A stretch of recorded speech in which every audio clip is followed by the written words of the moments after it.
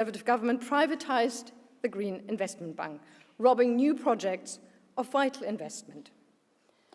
The Conservatives will be remembered for their failure to deliver. The UK is now paying some of the highest energy prices in Europe. At the same time, the government has failed to deliver on our climate targets. We are now on course to overshoot our target level of greenhouse gas emissions by twofold. The Committee for Climate Change set the government several targets for 2022 to stay on course for net zero. Only a fifth of these have been achieved. That is unforgivable. The motion today should act as a blueprint to drive the country toward net zero at the pace required.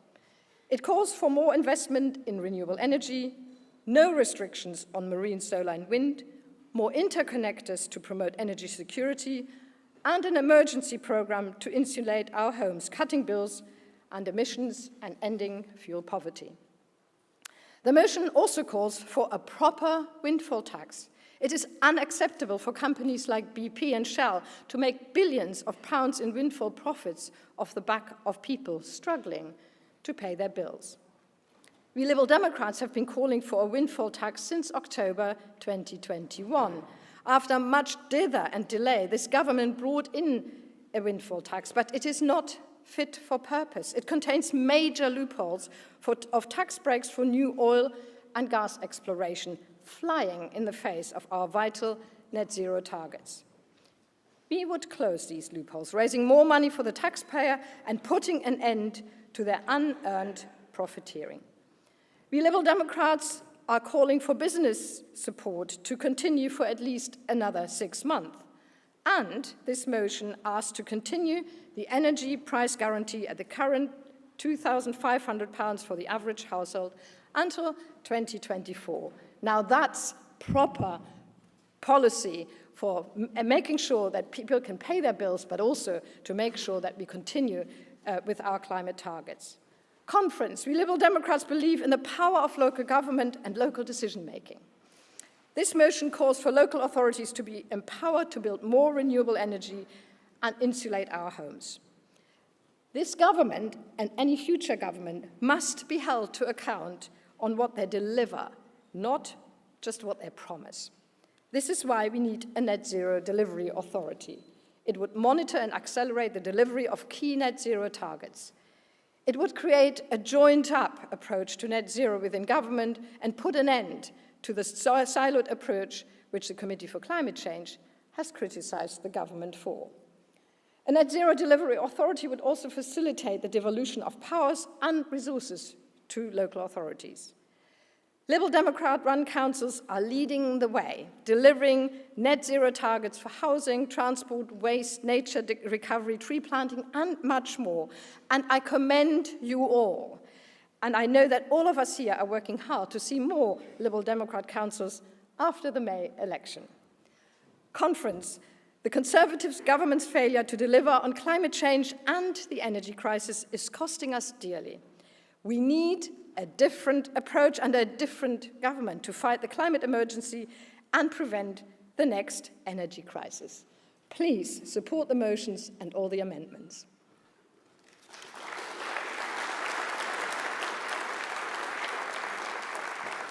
Thank you very much, Vera. Could I ask, please, Jeff Harvey to stand by, and I now call Andrew Haldane to move Amendment 1.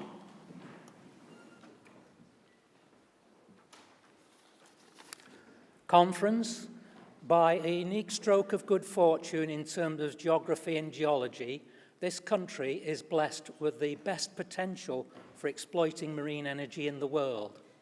When it comes to tidal range energy, we are actually completely unique in the world in having not only some of the highest tidal ranges, but also multiple locations at which those can be exploited. Now, tidal range energy is particularly significant because it can potentially contribute to base load. The ebb and flow of the tides, the height of spring tides, everything to do with tides is entirely predictable for the foreseeable future.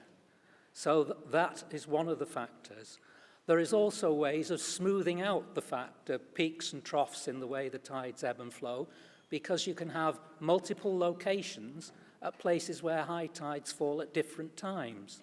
You can also further balance the supply by incorporating into the seawalls that are used for tidal range schemes energy storage facilities, so you can balance things out even further. And yet, why has there been no development of tidal range energy in this country? I think, well, one of the reasons is that the last big report to government by Charles Henry, a former Tory energy minister, happened to land in 2016. I think if it had come forward a couple of years sooner, then it might have got a more sensible response. The other problem is that these facilities are very expensive to build, even though they're cheap to run. They have a life of 130 years, a service life, and that could be extended by refurbishment. Now, in this era of funding through hedge funds or people looking to get into tech investments where they can bail out after 5 years, that is a strange investment proposition for the private sector. The cost of borrowing, Henry found, had a considerable effect on the overall cost of the project. And he recommended he didn't actually say the government should fund it because he was a Tory, but he dropped big hints like saying as close as possible to government borrowing. The other issue is that the Tories have adopted this since Henry. They've adopted what you might call a Micawber strategy, sitting and waiting for something to turn up. Now, individually promoted private sector schemes without the financial backing to do all the proper research on the groundworks, on the location and so on, and the design, those actually tend to come up with what Henry called the uncertainty premium. You can't be absolutely sure of what your costs are going to be. In the case of new nuclear, that amounts to something like 38% of the total project cost. We know that offshore wind has fallen dramatically, and yet in considering tidal range energy, the Tories refuse to acknowledge that the price might come down. So what is proposed in the motion is not dissimilar from what Henry proposed. He said that you need to plan a strategy. You need a coordinated set of schemes that would be developed sequentially so that we've got the capacity to build them, and that would be where the first one, the Pathfinder, would be a proof of concept that actually allowed you to realize the sorts of economies of scale and driving down of project costs that are possible with a sequence of schemes. The one scheme that exists in Europe at La Rance in Brittany has been going already for 58 years. It's repaid its development costs many times over and is the cheapest electricity in France. Andrew, I need to ask you to finish up now, please. I urge you to support the motion and to support the amendment. Thank you very much for your attention.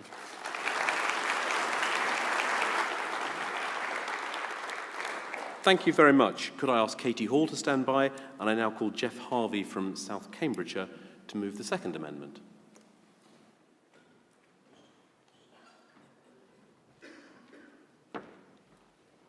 Thank you. Solving the energy crisis for the long term.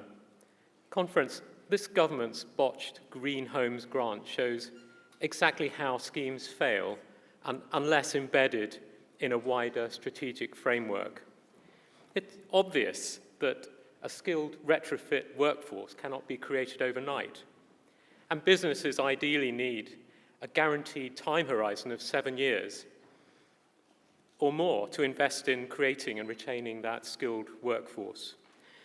And 7 years is obviously more than our 5-year parliamentary term can underwrite. So if we want to solve the energy crisis for the long term, we must create long-term commitment beyond the election cycle. Effective retrofit would also require deep involvement at the local level. The training resources, the knowledge of local housing archetypes and social needs. There needs to be a genuine two-way street, central to local, but also local to central. There are many other examples. Even if the current government were to start promoting onshore wind proactively, including by planning reforms, grid capacity could so easily replace government intransigence as the next barrier, and grid reinforcement is planned on a 10-year timescale. This amendment calls for the creation of a net zero delivery authority, created by statute, accountable to government and parliament, working to long-term goals set by government and parliament, but autonomous in delivering those goals. To underwrite that autonomy, the authority would be jointly sponsored by key departments like the Department for Energy Security and Net Zero and the Department for Housing, Levelling Up and Communities, but most importantly, by the Treasury. Though the authority would be created by statute, it would need cross-party commitment, giving it the legitimacy to survive electoral cycles. And the authority would work with multi-sectoral industrial partners, with Ofgem, the Infrastructure Commission, the UK Infrastructure Bank, the Climate Change Committee, to name but a few. And on energy systems in particular, it would act as a broker, ensuring coordination. It would have a mandate to work across different regions of the UK, with devolved administrations, local and combined authorities, to ensure the right approach and that resources are available, consistent with UK targets. And the authority could play a key role ensuring that climate powers locally contribute to national targets via LDCs or locally determined contributions, like those we are currently creating across Cambridgeshire. With the Treasury as a lead sponsor, the authority would have the clout to ensure that all government departments detail policy that is consistent with the Climate Change Act and net zero delivery. So, the creation of this authority would be a watershed, a collective signal that we mean to act. So, conference, this orchestra needs a conductor, and I urge you to support Amendment 2 and the motion. Thank you.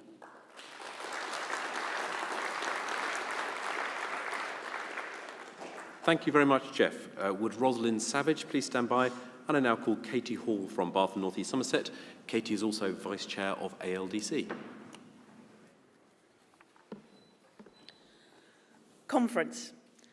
We're very glad to see this motion here today and the policy paper on which it's based. However, I feel that there's a little underplaying of the important role of local government. Local government is key to delivering this plan, and giving councils a central role is a core Liberal Democrat value. Our Liberal Democrat councils are already leaders here, for instance, investing heavily in solar power at one end of the scale and in power storage facilities at the other. The role of local councils in planning, and in some areas in the provision of social housing, is also vital to achieve the small scale and domestic power generation which we need. My own council of Bath and North East Somerset has become the first in the country to successfully adopt an energy-based housing policy. This will create truly net zero homes and push new build energy standards to unprecedented heights. And here in York, the Liberal Democrat administration has won plaudits from industry experts for its aspiration and leadership in its housing programme. And there are many more examples in this fabulous booklet here. In addition, local authorities are often the best placed body to deliver grant-run schemes. And if we look back a few decades, the general improvement areas of the 1970s and the 1980s successfully improved poor quality older housing in mainly urban areas. These local government-led, community-based programmes are a good model as to how we can deliver environmental refit to homes at a local level and encourage community involvement and decision-making. So it's clear that delivery and management of these schemes at a local democratic level combines Liberal Democrat values with proven success. Now, on to the second part of our amendment about interconnectors. As you know, these are large power transfer cables between the mainland of Europe and the UK. But however, there is a downside. They consider considerable works to connect onshore and to connect to the power grid. And it's essential that the new interconnectors do not cause significant damage to local communities or environmentally sensitive areas. For example, the current Aquins proposal in Portsmouth would cause significant problems for local communities and environmental damage to Langstone Harbour. This project, which has rather opaque ownership, would cause significant disruption for tens of thousands of people for many years. These are large engineering projects, and they need to come ashore in areas that are both low in population and are not environmentally sensitive. Thank you. Conference, I ask you to support this amendment and the motion as a whole. Thank you very much, Katie. Could I please ask Morag Chugg to go to the table at the front of the desk of the auditorium here, please? Could I please call Brandon Massey to stand by? And it's my pleasure to call Rosalind Savage from Stroud to speak next. Thank you. Hello, conference. My first conference and first time speaker. Thank you. I wholeheartedly support reducing fossil fuel usage, but I want to sound a note of caution. Renewables alone are not our get-out-of-jail-free card for 3 reasons: scale, speed, and minerals.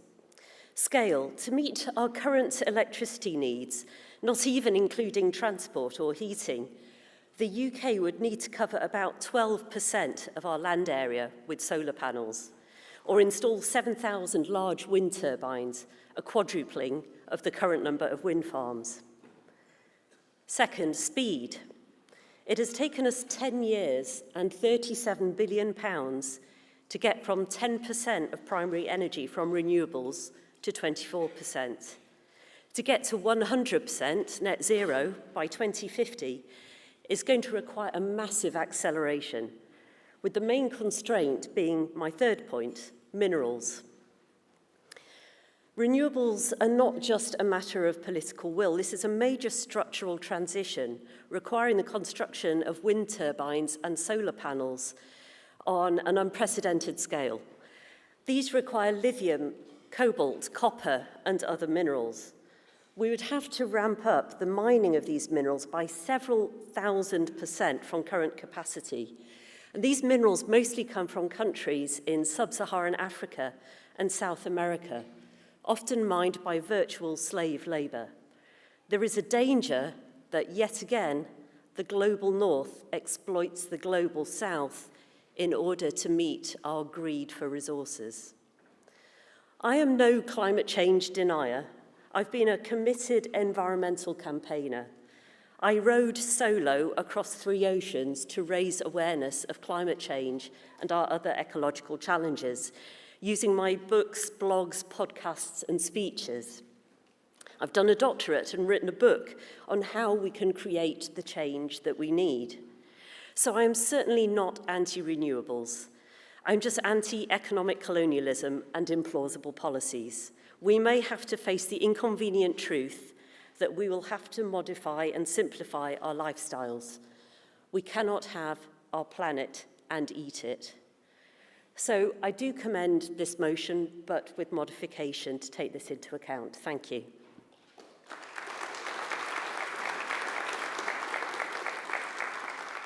Thank you very much, Rosalind. Would Morag Chugg stand by to speak? And I next call Brandon Massey from Sutton Coldfield and North Birmingham.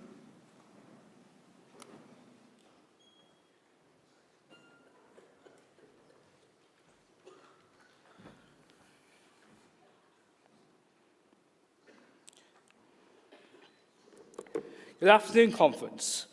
We are in a climate crisis. I doubt anyone here would disagree with me here. Indeed, this motion does have very good progressive measures in it. The explicit support of interconnectors and the commitment to a carbon border adjustment mechanism. These are sensible policies that will reduce impacts on future supply shocks, like we saw with Russia's invasion. However, this does leave me in a more awkward place when I have some clear concerns about policy. Let's start with the commitment for stamp duty energy rating. We need to be clear about this. This is an ineffective tax measure that serves as a disincentive to selling your property, meaning that people aren't able to downsize when it is most economically efficient for them to do so. This has been noted many times across many economic papers, and if you are aware of the gold standard of tax reform, the Merleys Review. We need to encourage energy-efficient housing, yes, but the stamp duty is not the best way to do this, and it really should be just abolished and merged into a better land tax, really. Yeah. There's other issues with this motion. Another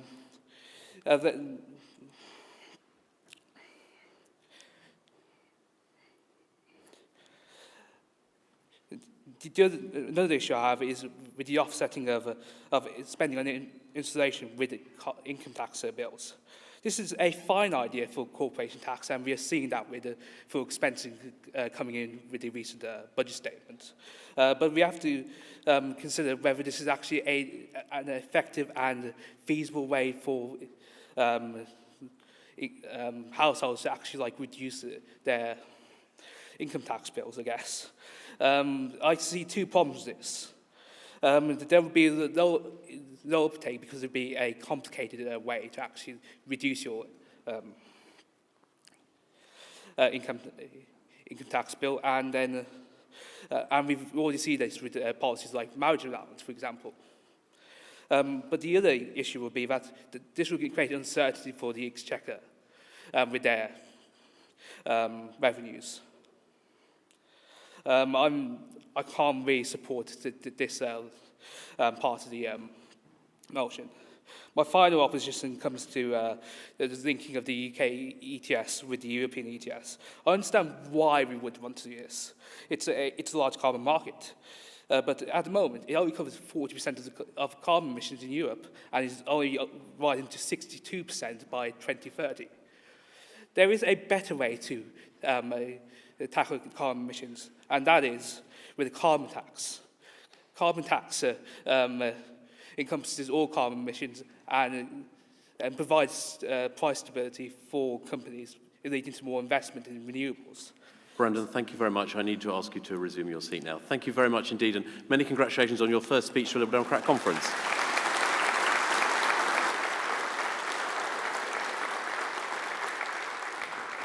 Would Michael Brown please stand by? And I now call Morag Chugg from Lewis District Party to come and speak next.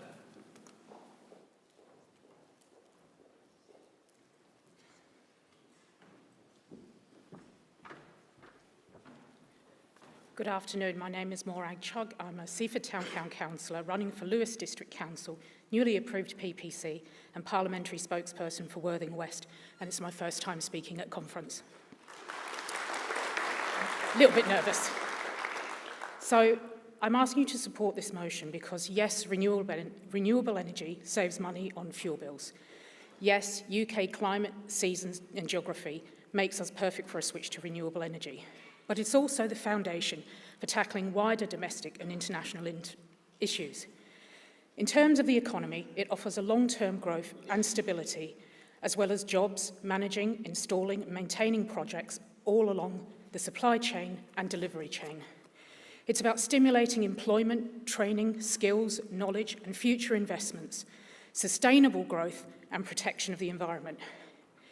It's about restoring Britain's much damaged international reputation of late to that of an outward-looking, open-minded, forward-thinking, creative nation.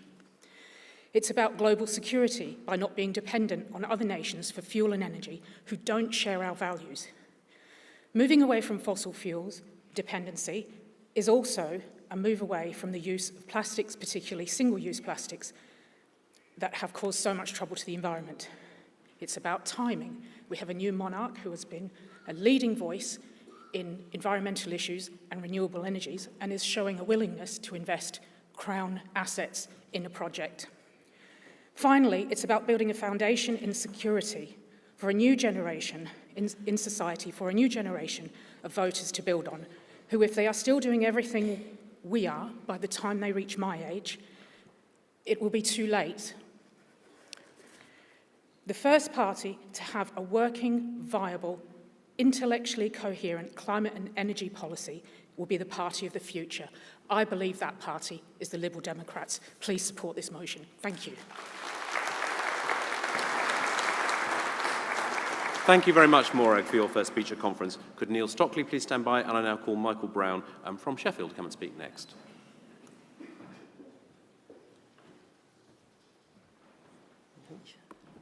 Good afternoon, conference. I don't think any of us can disagree that we need a robust and comprehensive response to the recent energy crisis, which has had a considerable impact on ourselves and our communities. And ultimately, the overall aims of this policy are commendable. I do, however, have issues with a few of the proposals included in this motion, and that is what I would like to speak against today.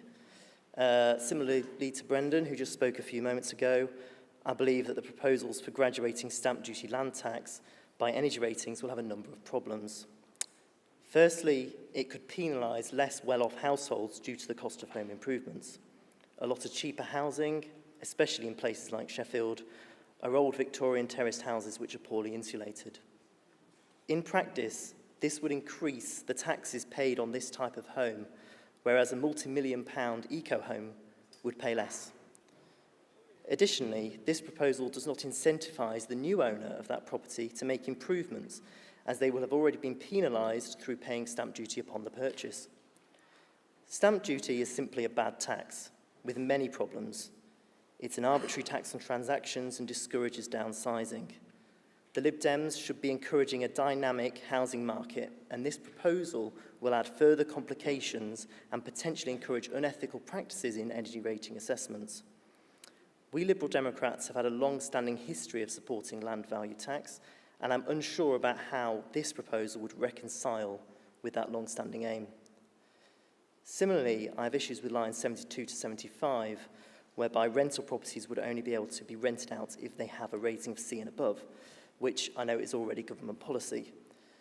All this will do is reduce the availability of rental properties on the market, pushing up prices for tenants, which will massively impact on younger people. We have already seen the impact of changes to the tax system for landlords, which has reduced availability of rental properties and led to surging prices. Our housing market is so dysfunctional that any proposal such as this, without massively increasing the amount of homes available, will simply make housing even more unaffordable and out of reach for younger people. The way to improve the energy efficiency of our housing stock is to build many, many new houses to a zero carbon standard, which I note is also called for in the motion, and I welcome. In summary, this motion has a noble aim, but falls short in the practical proposals. It is for this reason that I regretfully urge you to vote against this motion. Thank you. Thank you. Could Duncan Brack stand by? And I now call Neil Stockley from Bromley to speak next. Conference, it's now more than 25 years since we became the first party to put forward a joined-up UK energy strategy to tackle the climate crisis. And over the past decade, we've recognised how low-carbon and green investment offers new opportunities to create jobs and sustainable prosperity. And I'm pleased to support this new take on our strategy today. But here's the thing. The rest of the world is moving on very quickly. President Biden's Inflation Reduction Act offers hundreds of billions of pounds worth of tax credits and other subsidies to companies making low-carbon investments. And those taking advantage must produce a big proportion of the materials and equipment used in North America. It's a game changer, and now the EU has released its own Green Deal industrial plan. As Liberals, we're not that keen on subsidies or protectionism, but we can't afford to join the Conservatives in a time warp, sitting and watching investments, industries, and thousands of green jobs migrate to North America and elsewhere. We can't trust Labor to make the running on green prosperity, and we must get the UK on track to meet its future climate targets.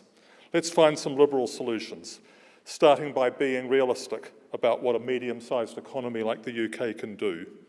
We should support green industries where economies of scale are smaller, where energy or economic security demands it, or where we have comparative advantages.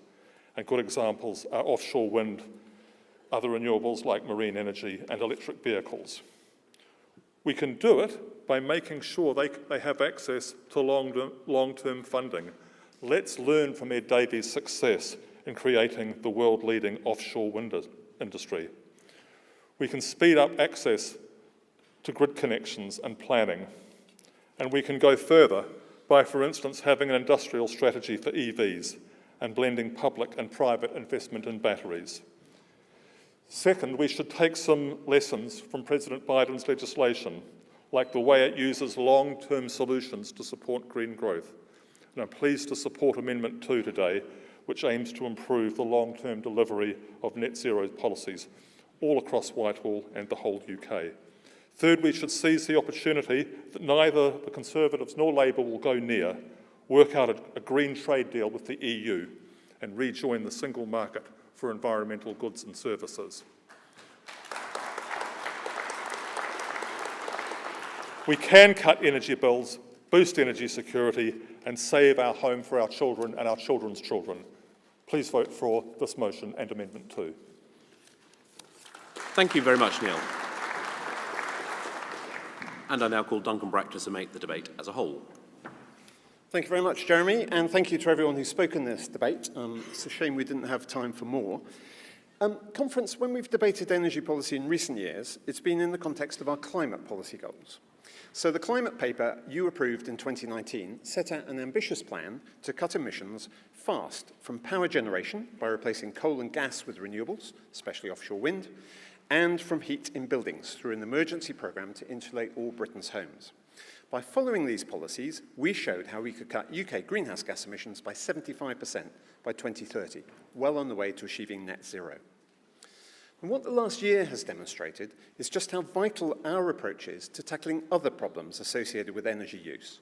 The cost of energy, its affordability, its impact on living standards, and its availability, or energy security.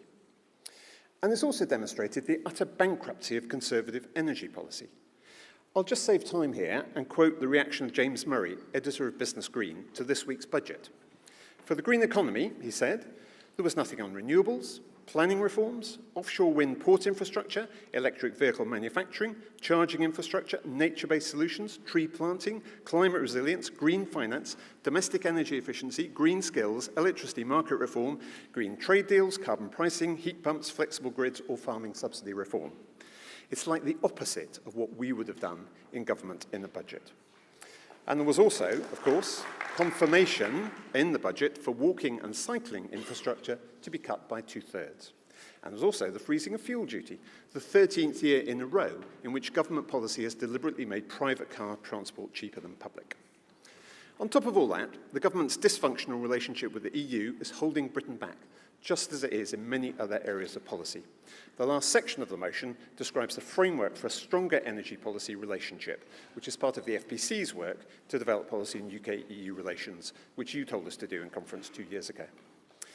Now, just to pick up on some of the comments made, Rosalind is right to raise the challenges about expanding renewables and the limits to what can be done, which is why we have always given priority to energy efficiency improvements, reducing the demand for energy, for electricity and heat in the first place. And of course, there are many other technological solutions to balancing the grid. Battery storage, pump hydro storage, more interconnectors, possibly even gas with carbon capture and storage. She's right to raise the challenges, but I believe there are technological solutions. Brandon and Michael both raised issues with the tax incentives that we have said we will put in place to support energy efficiency, to promote homeowners to spend their own money rather than relying solely on government investment.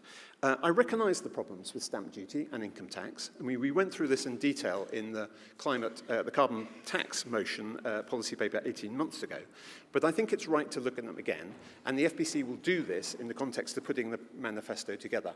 There might be a case for one-off payments to householders rather than simply tax incentives. Having said that, we do not rely only on stamp duty and income tax incentives. Read lines 58 to 68 of the motion, with particularly the free insulation support to low-income households, which deals, I think, with some of the points Michael raised.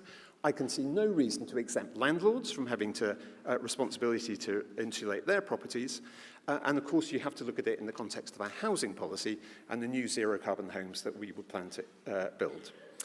The debate about carbon tax versus emissions trading system is one that we had 18 months ago. Carbon tax is not a better solution. Emissions trading is targeted on large emitters. Carbon tax penalises poor people living in badly insulated houses. It penalises large families. It penalises people with disabilities. And the proposal to put a carbon tax on the price of energy at the moment is frankly insane. The government has at least got one thing right and extended the energy price guarantee, though as we argue in this motion, they could have capped prices at a lower level. Energy efficiency and cheaper renewables are the fastest and most effective ways to cut gas imports and household bills, and they do so for the long term. Please support this motion and all the amendments. Thank you very much. Thank you, Duncan, and to all our speakers in that debate conference. This has been a short debate, and therefore I'm afraid I have not been able to call most of those who put in speakers' cards, and I'm sorry about that. But it has nevertheless been a good debate, so thank you to those who spoke in it. We will now move to the votes. I see that word has got out. This is a particularly important debate, so I see a number of you have joined us since we started. So I will remind you again what this is. We are voting on motion F10, solving the energy crisis for the long term. And there are 3 moved amendments which we will vote on. I understand that voting on those is open at the moment for those online for all 3 amendments, and votes are coming in on that. In the hall, we will vote on the amendments one at a time, please. So can I ask those in favour of Amendment 1 to raise their voting cards with the word voting facing me, please? Those in favour of Amendment 1? Thank you. And those against Amendment 1, please? Thank you. We will wait for the final results of the Amendment 1. Okay. Do we have a final result online for that? Yes. Fine. Okay. So Amendment 1 is clearly carried. Thank you very much. Could those in favour of Amendment 2 please raise their voting cards, please? Thank you. And those against Amendment 2? Thank you very much. And I see that the online voting is very much in line with that. And Amendment 3, those in favour, please? Thank you. And those against Amendment 3? Thank you. That is again very clearly carried. We will then move to the voting on the main motion as it has now been amended by 1 drafting amendment and 3 voted amendments. Could those in favour of the amended motion please raise their hands in the hall? Thank you very much. And those against the main motion? Thank you very much, and we just need to wait for the outcome of the online vote of that, which will be just one moment. That is overwhelmingly carried. Thank you very much indeed, Conference, for that good debate. Can I thank Paul McGarry, my aide, and we now move on to the next item.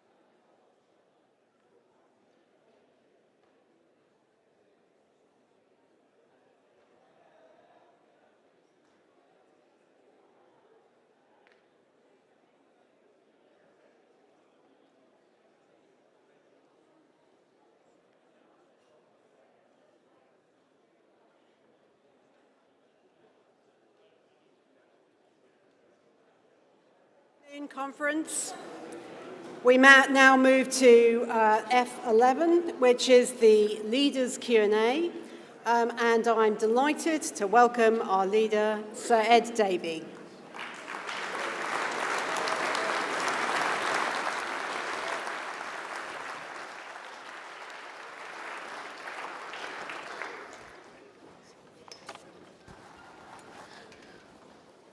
Okay, so we've had a lot of questions submitted for Ed, so to tackle all of them. So the way we're going to run it is that for each question, I'll read out the question, Ed will answer, and then the person that put that question forward will be able to ask a supplementary, and I will call on that person to make their way over to the intervention mic, which is over there, so that they can then put their supplementary question. So the first question I'm going to take is from Richard Whelan, and if I could ask Richard to make his way over to the intervention mic. And Richard's question is, what reasons are we going to give the electorate for voting Lib Dem in the next election? Wait till you answer. No. Okay. Thank you, Richard, for that question. You know, it's a bit West Wing, this, but I always think elections the issues of elections decided by the voters. And I don't think we get to tell the voters what they care about. It's really important, listening to what people care about. When we know what they care about, we give them the liberal solutions. We tell them what our values and our principles and how they apply to the problems that people are raising with us. And when I knock on doors at the moment, when I go around the country, I'm sure you're doing, and I'm listening to the concerns that people have, I think the three top concerns for me are, one, cost of living, people are talking about that an awful lot. The other is the health service, crisis in the health service, and depending on where you are, it can often be the local environment issues. So how do we apply our liberal values to those three big issues of the day? Well, on cost of living, I hope you've been noticed. I think we've been leading that debate because it's been primarily through energy bills that are causing people so much hardship. We have argued that we should hold the powerful oil and gas giants to account, that they should pay a windfall tax. We were the first party to argue for that, and we should use those proceeds to help people who are really struggling with their bills. And I think that is a Liberal Democrat solution. It's a fair taxation for a social justice outcome, and that's a Liberal solution to that problem. I could apply it to the others, but I'll do it briefly because I want to hear from Richard. But take the NHS. We have gone on for years about the way we sort out our health service is by sorting out care and social care. And we've led that argument. Conference after conference, we passed motions, and that's what we should be saying now on the doorstep. And I've talked a lot about care. Sometimes people have been surprised by how much I talk about care, but for me, it's not only a personal issue, it's not even just the right issue, it is this liberal solution to so much of what's going on in our health service. So that's how I think we should approach this next election. And by the way, depending on when the election is, I'm not sure what the voters' questions will be. I don't know what their issues will be. I suspect they'll be rather similar to what they are at the moment, but we don't know yet. Thanks very much, Ed. So, Richard, would you like to put forward a supplementary question? Yes, I would, Ed. What I'm concerned at is that the party's on an average poll rating of about 9%, and I'm just wondering, how we can become more prominent with the issues that you've just outlined to conference. I know we have been, but I wonder how we can become more so that people can look at, you know, when people are asked who they'd vote for in a general election, they say us and not give, and we have some traction in politics, not just it seems to be at the moment the Labour Party. So I just wonder how we get all that message that you've just told us at conference, how we get that across. Well, so Richard, we can become more prominent, you know. I'm often asked that question by journalists who say, why are you not doing so well in the polls, in their view. I actually point them to elections. And I point them to the 3 startling by-election victories we had in safe Tory areas, not so safe as it turned out, where people, even our own party, said we couldn't win. I and the team said we're going to go for it, and we won.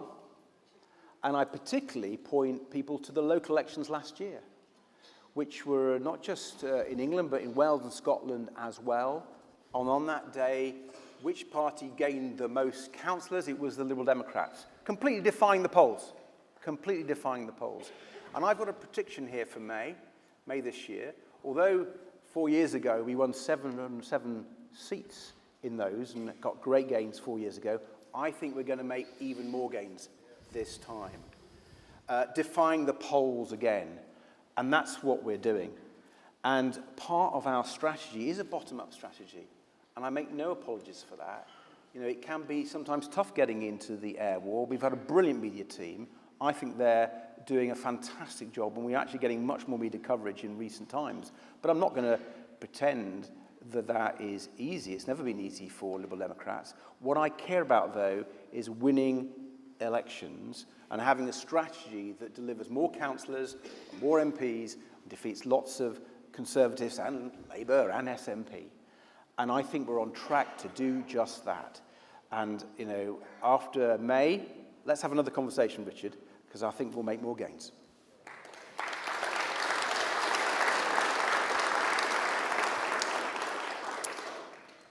Thank you very much, Ed. So the next question is from Lee Darg. So if I could ask Lee to go to the intervention mic. And Lee's question is as follows. The Tories are belittling the migrant crisis by dehumanising the debate to small boats. As internationalists, how can we reframe the debate back to people? Well, we should always begin with people. And when we think of refugees, these are some of the most vulnerable people in our world. Fleeing war, fleeing persecution, children who've lost parents, who are fleeing terrible circumstances. And we must always be on their side. And I think the way the Home Secretaries and the Conservatives have dehumanised these people is just beyond the pale. And we are right to say that their approach not only won't work, but it's the wrong approach. We should treat everyone with respect and dignity. And we have alternative policies which recognise the humanity of refugees and recognise that we should be doing far more to support them. We are talking about, for example, safe and legal routes. The Tories mention it, but they don't major on it. They don't actually deliver on it. I don't know if you've seen Home Office ministers being asked about, well, how does someone come from Iran to take one country? And they've got no answer to that. So they haven't delivered on safe and legal routes for refugees. And you know, one of the things, just one of the many things in the current bill put before the House of Commons by Suella Braverman, which I think is just shocking, is the way they want to bring back child detention. It was one of the proudest things that our party achieved in the last decade, getting rid of child detention of refugee children. And we will fight them to stop them doing it.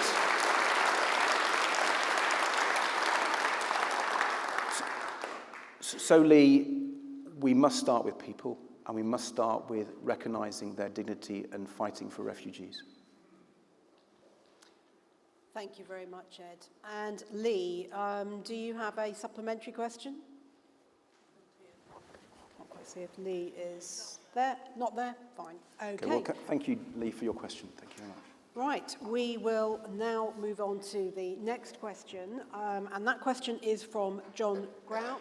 So if I could ask John to go to the intervention mic, that would be appreciated. Okay, so John's question is, The Lib Dems have always been at the forefront of the fight to protect and secure the rights of LGBT plus people. What reassurance can you give LGBT plus people and trans people particularly that this will continue?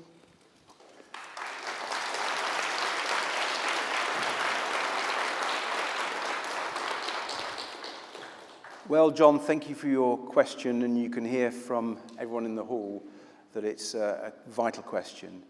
One of the things I'm proudest of our party is having led the fight for equality for LGBT plus people over decades. One of my proudest moments as an MP for 25 years was moving the amendment to get rid of Section 28, that horrible piece of Conservative discrimination.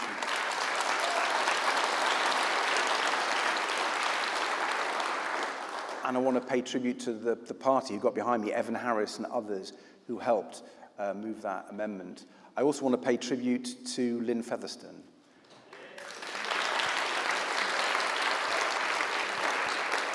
And excuse me, John, for recalling our achievements, but we should be really proud of them. Bringing in that same-sex marriage legislation, that was a fantastic, fantastic achievement of the party. But I'm under no illusion, John. I think there are many more battles to fight. There are still too many vulnerable people who are discriminated just for being who they are, who they want to be. And we must always stand up for people, particularly trans people, who are facing that sort of persecution. And I want to actually pay tribute to many of you in this room who are at the forefront of that fight for equality. And I hope you don't mind me picking out one person. I don't know if she's in the hall, but Helen Belcher.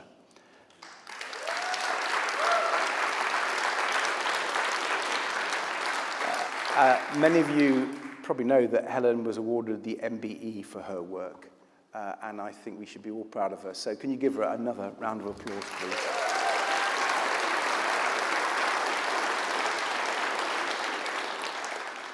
Thank you, Ed. So, John, do you have a supplementary question? And not here as well. Okay, fine. Right, so now moving on to the next question. This is from Mark Roberts.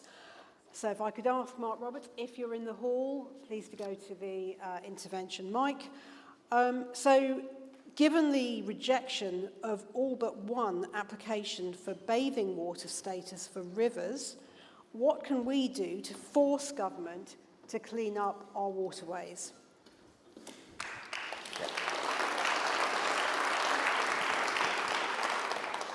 Well, Mark, thank you for that question. Well, we've already started. I mentioned at the rally last night that Richard Ford, only just got elected, and he's changed the law, forcing the government to do more.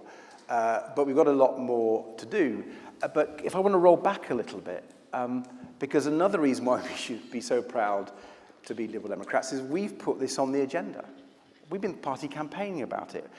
We've always cared about our natural environment, and when I go around the country talking to Liberal Democrats, talking to people outside the party who are environmental campaigners working with local Liberal Democrats, there are a number of natural environment issues that people have been bringing up, but water and the quality of river water, the health of our rivers has been a big one.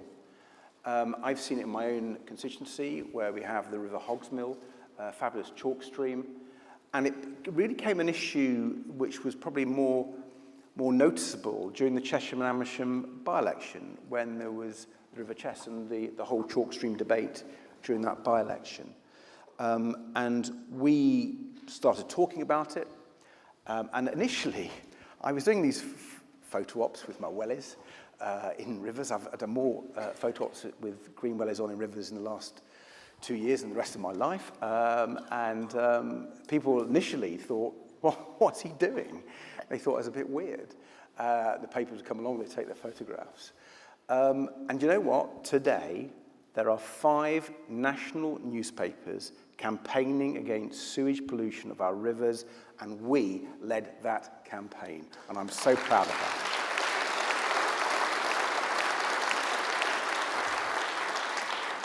And let me share this with you. This issue and our campaigns on it, it's really annoyed the Conservatives.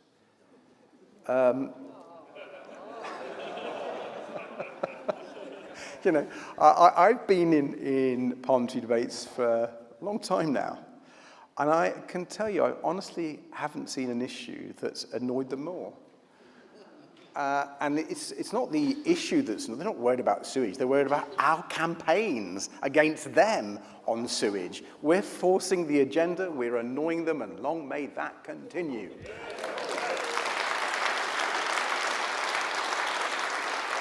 And sorry, I know this is a long answer. Will you forgive me? I'm in my stride now. April the 19th, an important day, because in the House of Lords, our amazing House of Lords team are going to try to amend the EU retained law bill. Because under that dreadful piece of legislation, they're trying to get rid of 2 European regulations which have protected bathing water and another one called the Water Framework Directive.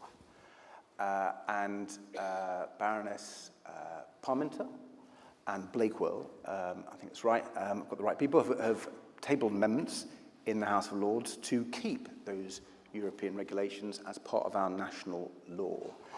And we're going to put the government on the spot. Are they really going to leave our rivers, our waterways, unprotected by that outrageous move? Well, we'll see.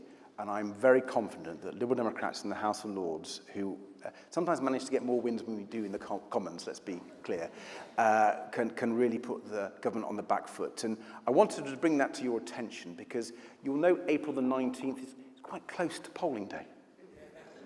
So watch out for that one. Thanks very much, Ed. And I can see Mark is there. So, Mark, what's your supplementary question? Yeah, thank you, and thank you, Ed. I couldn't agree more with what you said. My supplementary question was linked to what more we could be doing as a party on this issue as well. But I think you've touched and you've answered much more of that than I was perhaps expecting, which is great. So I suppose my supplementary question really is what more can we be doing as grassroots activists, as local councillors and things like that, be doing to support the work that you and your parliamentary team are doing in Westminster on this issue? Well, thank you, Mark. Well, I mean, there are campaign packs that are available. I know ALDC has got some material, the campaigns department's got some material, so do read those campaign packs. But probably the most important thing, though, is going to talk to your local groups who are campaigning on this, be with them.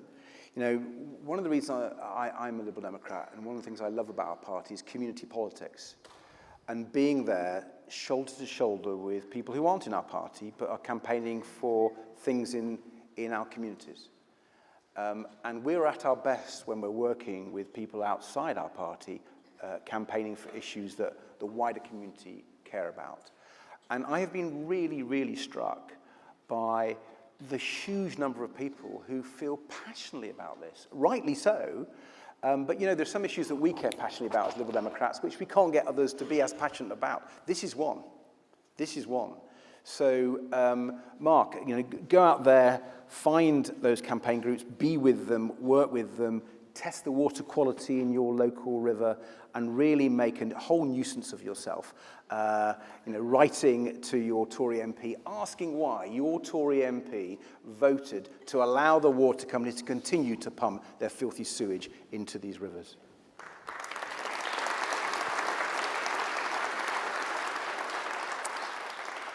Thank you very much. So our next question is from Karen Lindsay. So if Karen Lindsay is in the hall, please make your way to the intervention mic. And Karen's question is as follows. Why are we not being more vocal about Brexit not working?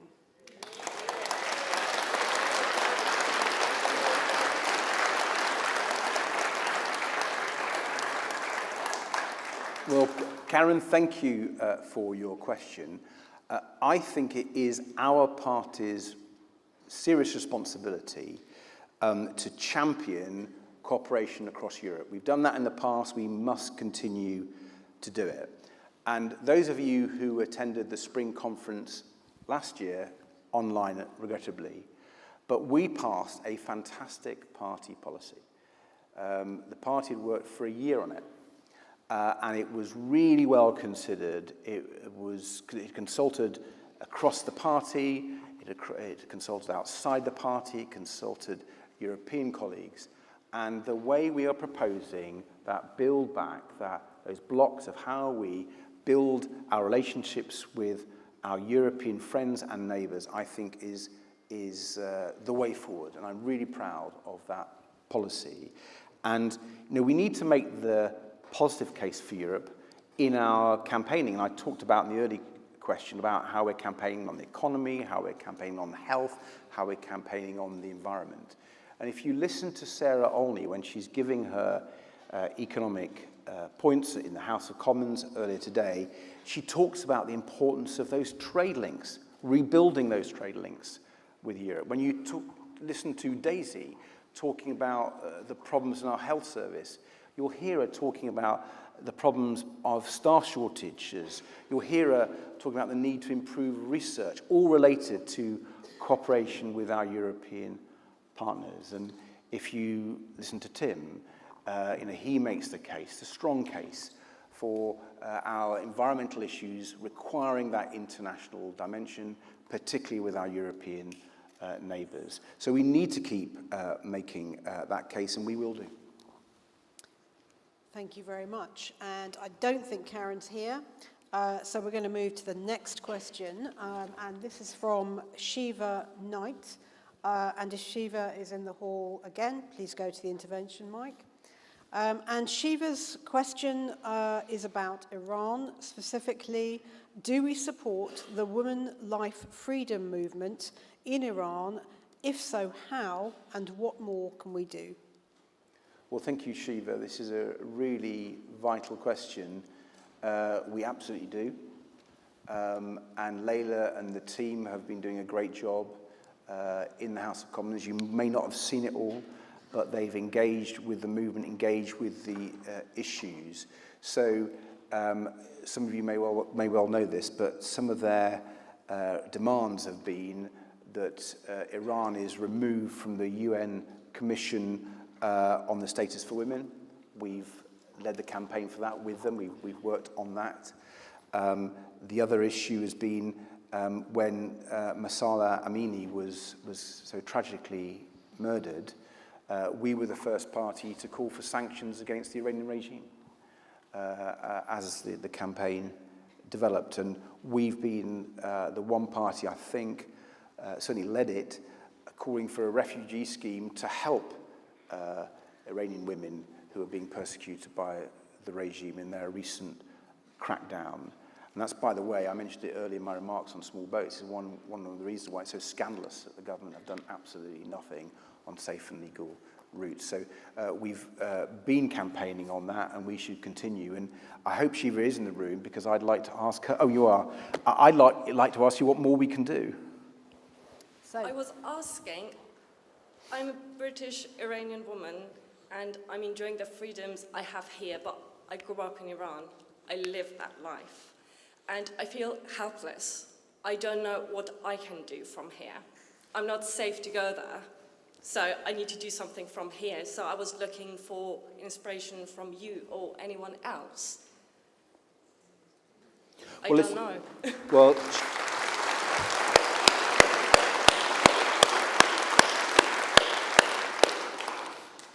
Well, Shiva, I have quite a number of British Iranians in my own constituency, and I talk to them about it. They share your frustration. I've worked with a number of refugees from Iran who were escaping that horrific regime. I've actually done quite a lot of work with the LGBT plus community in my constituency who would have been potentially put to death in Iran. I've worked with Iranian refugees who were persecuted because they had converted to Christianity. It is a shocking regime. And as an internationalist party standing up for human rights around the world, we have to stand up for all Iranian people who are being persecuted by that regime. And we need the British government to do more. And in Parliament, we need to make sure our voices are heard. I think actually, do talk to Layla and the team. They do raise these issues when they can on the floor of the House, often in letters and behind the scenes, pushing the British government to do more on human rights. in Iran. And do engage with us, because you may well have closer links with the Iranian community, and it would be fabulous if we can get party members who really understand that to help us and advise us on other things that we can do, because it ought to be one of those things that our voice is heard more on.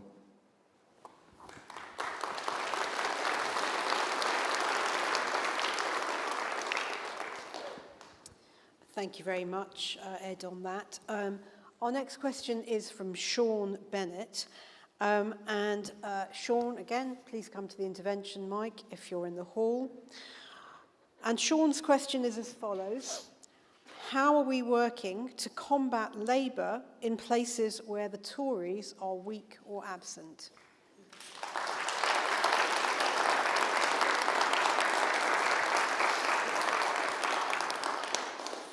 Well, I'm not an expert on it, because in my area we tend to fight against the Tories, and I'm delighted that we've been quite successful. No Tory councillors in my constituency anymore. But I am conscious about the fight against Labour, because my wife is a councillor in my constituency in the only Labour-facing ward, and she has beaten them. So that was quite fun. But when I really put my mind to this, I talked to the experts in our party who fight Labour on a daily basis. And there's no greater local party that's been successful on this in recent years than Hull Liberal Democrats. And I'm sorry to signal them out. There are others who are doing a great job, Sunderland, Sheffield, and others come to. But the thing about Hull is they took control last year. They took control of the council.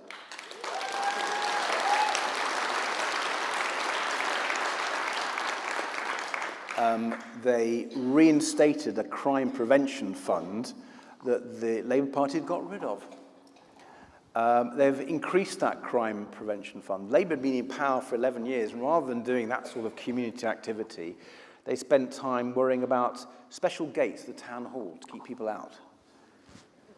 Liberal Democrats in Hull have just passed a new fund for environmental action in all the communities around Hull, and Labour voted against it. So, there is examples of Liberal Democrats at local level beating Labour by representing their communities and showing that the Labour Party aren't in touch with the issues that local people care about in Hull. And that is the recipe. And wherever you're fighting Labour, it's a classic thing. Listen to people, hear their concerns, give the Liberal response to those concerns, as I've said earlier in my remarks, and you can beat Labour. I think we're doing quite well in a number of areas against Labour. In Sunderland, I think the people there are looking to make gains, both off Labour and the Conservatives. And here's one thing. Because I think the Conservative vote might be a bit down this year in May, don't be afraid if you're in a Labour-facing area. See it as a huge opportunity, because that Conservative vote might well come to us if we're campaigning hard. So we might be able to beat Labour by taking some of those disaffected Conservatives.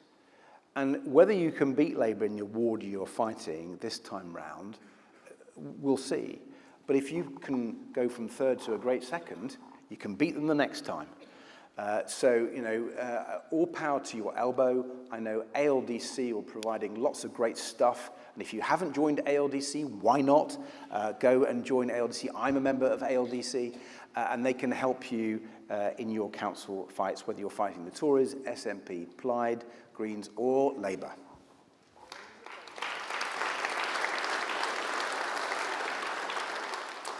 Okay, and I don't think we have Sean here for a supplementary. So I'm going to move on to a question from Joe Tuvey. And Joe's question, and I don't think Joe is in the hall, I think he's joining online.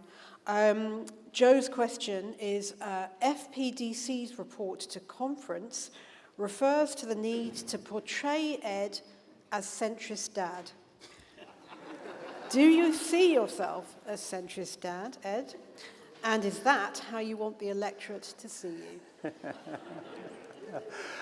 Well, it's partly for others to judge. One of the things I think about politics at the moment and politicians is I think voters want people to be authentic, want them to be who they are. And they've got used to a number of politicians who lack integrity, who all show, clown it up, don't know who I could be talking about. And actually, they're fed up with that. They want people to be who they are. And I don't know whether that counts as centrist. I know who I am. I just try to be the person that I am. And, I'm proud to be a dad, let me tell you. I've got two wonderful children. John, my eldest, as you may well know, he's quite disabled. And I've learned an awful lot about him. And it comes into my politics because we've talked about care. Caring for disabled children, young people, and adults is something that's dear to my heart. It's dear before John. It's even dearer now. And then, with Ellie, I see the world in a different light. It was her birthday last month, and I took her to the cinema to Puss in Boots. That was fantastic. So you get to, as a dad, you get to see some things, and hopefully that gives you, again, an authentic position. And people may think that my dancing at weddings is not great, but frankly, sometimes this, and this may be what's behind Joe's question, this has been mentioned in relation to some of the photo stunts we've run after winning elections, and they've said they've been a bit cheesy. Well, if you were at the rally last night, I'm embracing the cheese.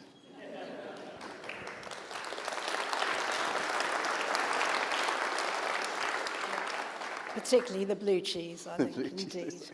Right, so one more question I think we have time for, okay. And that's from Candy Piercy. And again, I don't know if Candy's here. Please go to the intervention mic if you are. And Candy's question is, what should the Liberal Democrats do to protect the BBC from inappropriate political interference from the government of the day?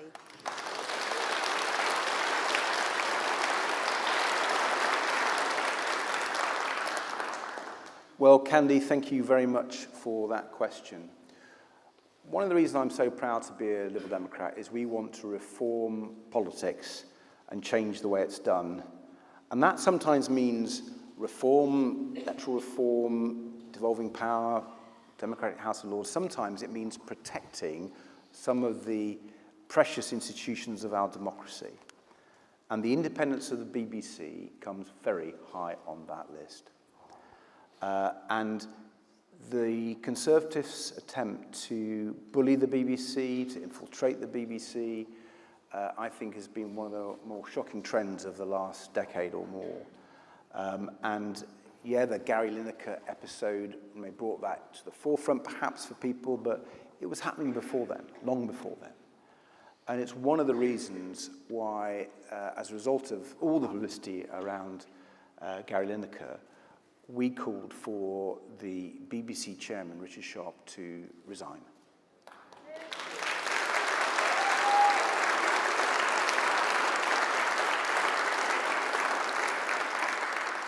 How come someone who's given the Conservative Party £400,000, and during his application process, an application that was ultimately going to go to the then Prime Minister Boris Johnson, how come he should be talking to that person, Boris Johnson, about how he could be an introduction for him to get an £800,000 loan? It stinks. It stinks.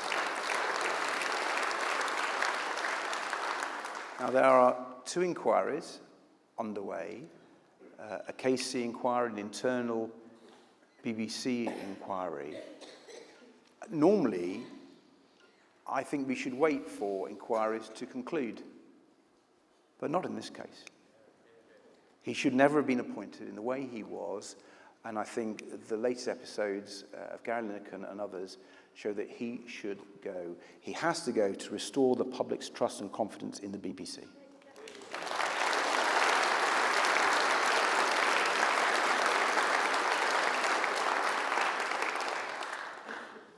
That is all we have time for. As I said, we had lots of questions, so apologies to those that we didn't get to. But I'd just like to say big thanks to Ed.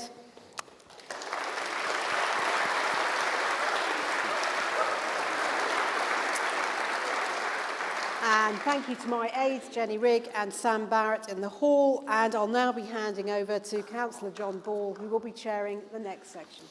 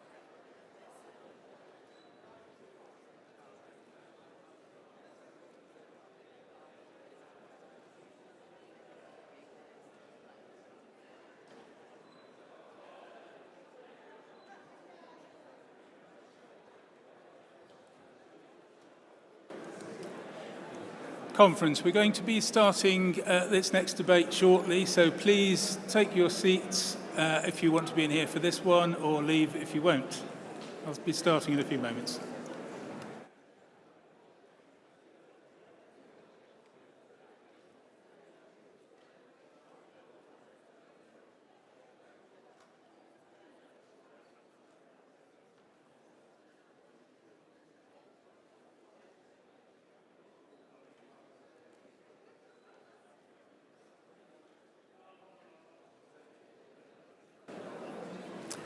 So, good afternoon, conference.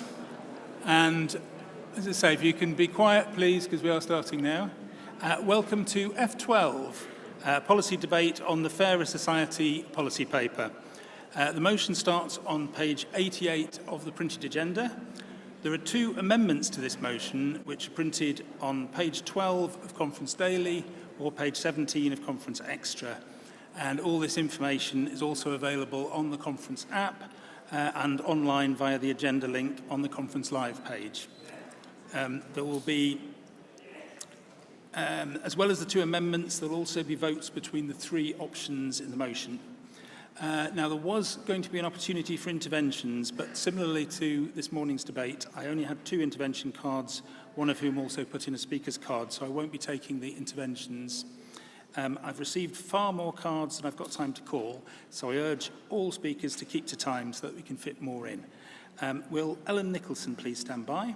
And I now call Wendy Chamberlain MP, our spokesperson for Work and Pensions, to move the motion.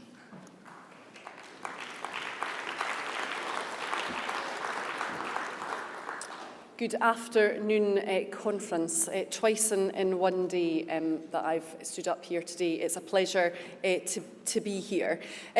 Conference, something has gone terribly wrong in this country. We know that too many in the UK are on low, unstable incomes and are struggling to pay their bills. Too many are trapped in poverty, in a cycle of want, living paycheck to paycheck without the luxury to plan ahead or to put money away for a rainy day. Too many are relying on food banks just to survive. And this is something that I've seen time and time again through my work as an MP. Indeed, next week in Parliament, I will be hosting the publication of the Cash or Food Inquiry report by the All-Party Parliamentary Group on ending the needs of food banks, for which I am the co-chair. And we've heard time and time again during that inquiry about people who struggle through no fault of their own. The COVID-19 pandemic highlighted the often unfair and in some cases harsh conditions that many people in our society must navigate to survive, and the failings of a welfare system that is simply not working as it should. But even before the pandemic, too many were unable to lift themselves up under a system that is simply stacked against them. And the cost of living crisis is showing once again the lack of effective support for those who need it most across Britain. Blame lies squarely with this Conservative government. Under their watch, the welfare system has become harsher and less generous. They not only froze benefit payments for 3 years, but just when the UK was hit by the worst cost of living crisis in decades, they tore the £20 a week universal credit increase away. An increase conference which they had appallingly failed to give to those people on legacy benefits at any point during the pandemic. At every opportunity, they have dragged their feet, only at the last minute coming forward with support for struggling families. And even then, they are found wanting and inconsistent. All of this makes abundantly clear that the UK's welfare system is no longer working. Combine that with a regionally unbalanced economy where opportunity is often driven by where a person grows up rather than what they are capable of, our country is failing to reach its full potential. And that is why we need reform. And Conference, I'm proud to tell you that this motion and the associated report gives that reform. An increase to universal credit, proper modern protections for workers, better access to skills, training and advice, as well as devolved spending to local and regional governments. Liberal Democrats believe everyone deserves a fair chance to succeed in life and access to the same opportunities, and this policy paper takes us closer to these goals than ever before. It is a fantastic paper. If you've not had the opportunity to read it, I encourage you to do so. It's written by a group of dedicated members who I had the privilege of observing in action, and also contains 3 options for substantial reform to the UK's ailing welfare system. These are option 1, to replace income tax and national insurance allowances with a universal basic income known as UBI for working age adults while retaining most of the existing benefit structure. Option 2, to introduce a guaranteed basic income known as a GBI by increasing universal credit to the level required to end deep poverty within the decade and by removing benefit sanctions. And finally, option 3, launching large-scale trials of both UBI and GBI to determine what would be the most effective. Each option has its merits and issues, so I would urge you to consider all 3 based on the impact it would have on those in society who need the most support and the effect it would have on our economy. As an MP, I've seen the damage that poverty causes, an uncaring benefit system that punishes those stuck in a cycle of misfortune and poverty. Frankly, I saw the impact of poverty in my previous career as a police officer. The millions with no access to opportunity, the lack of support for disabled people. People have lost hope and faith in their government to create a society that works for them. And that is why, Conference, I have to say I cannot support option 3, because that would only launch trials of UBI and GBI. Our country is in such a state with millions in desperate need of support, and we need to ensure that we give them more hope than trials. I believe that our decision today should be dictated by our belief that those who are worst off should receive the full support they need as soon as possible. And that is why, Conference, I urge you to vote for option 2 in this motion, the introduction of a guaranteed basic income.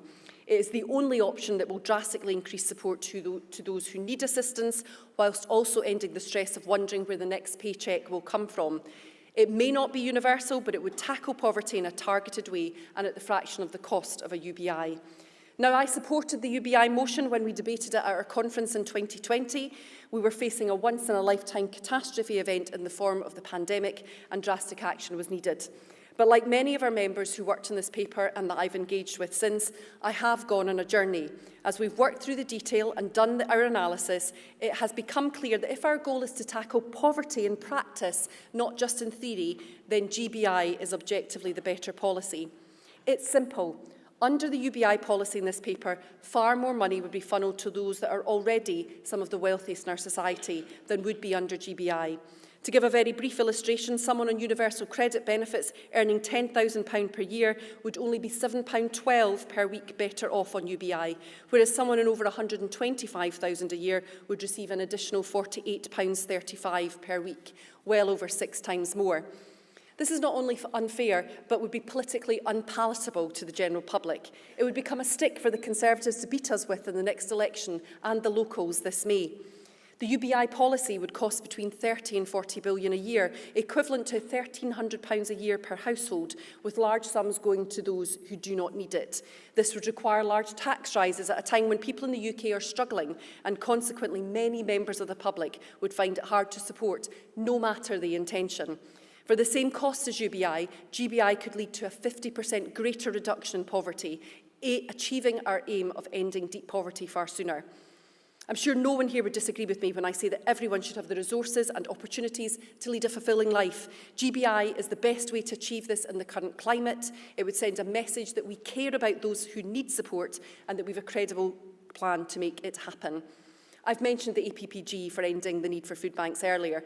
Through our inquiry, I've heard clearly that cash-based support is the most dignified for people. It allows people to make choices, and it is more effective in helping people out of deep poverty. And it is no surprise to me that the only decline in food bank usage during the pandemic was when the £20 uplift to universal credit was in place. Conference, I ask you to vote for this motion, and I ask you to back option 2 in this paper for a guaranteed basic income. It's the most effective and progressive way forward. It would not only help the most people, but those in the most need. Thank you.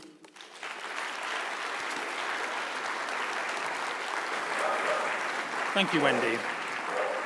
Will Richard Whelan please stand by? And I now call Ellen Nicholson from Woking, who will move Amendment 1.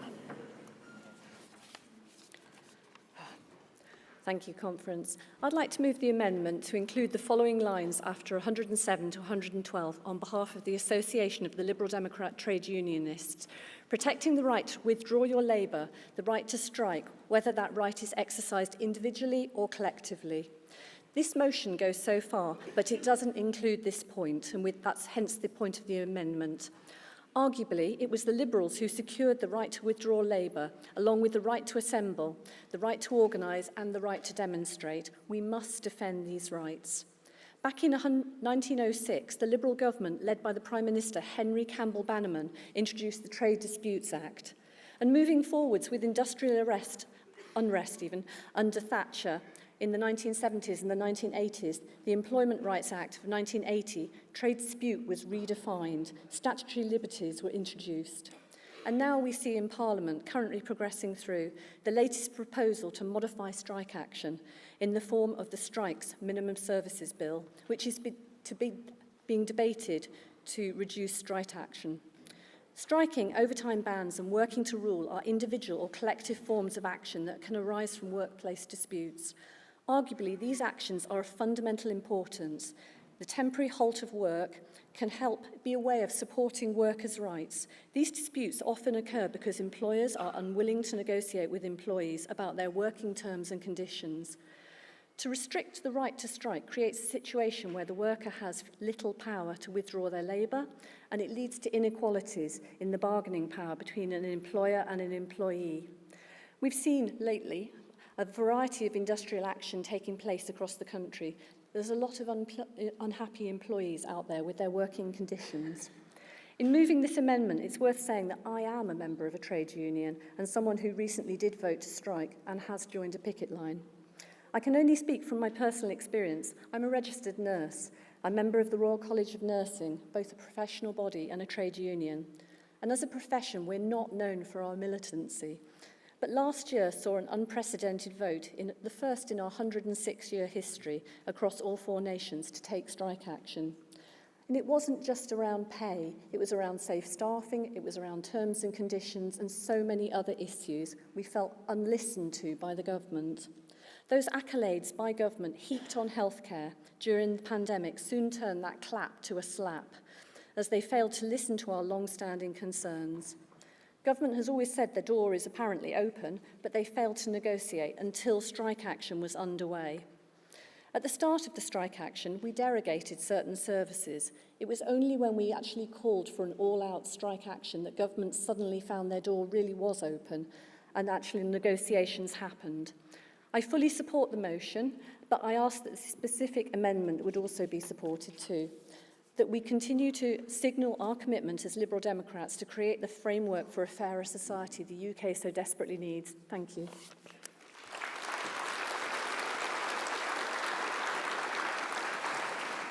Thank you, Ellen. Will Rowan Fitton please stand by, and can I ask Julie Adams-Hatch to go to the Speaker's desk? And I now call Richard Whelan from Newcastle-under-Lyme, who is going to be moving Amendment 2.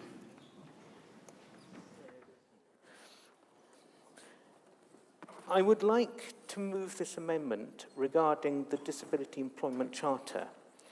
I hope not including this in the main motion was something of an oversight, as I have become increasingly concerned recently that diversity is the poor relation when it comes to thinking about diversity within this party.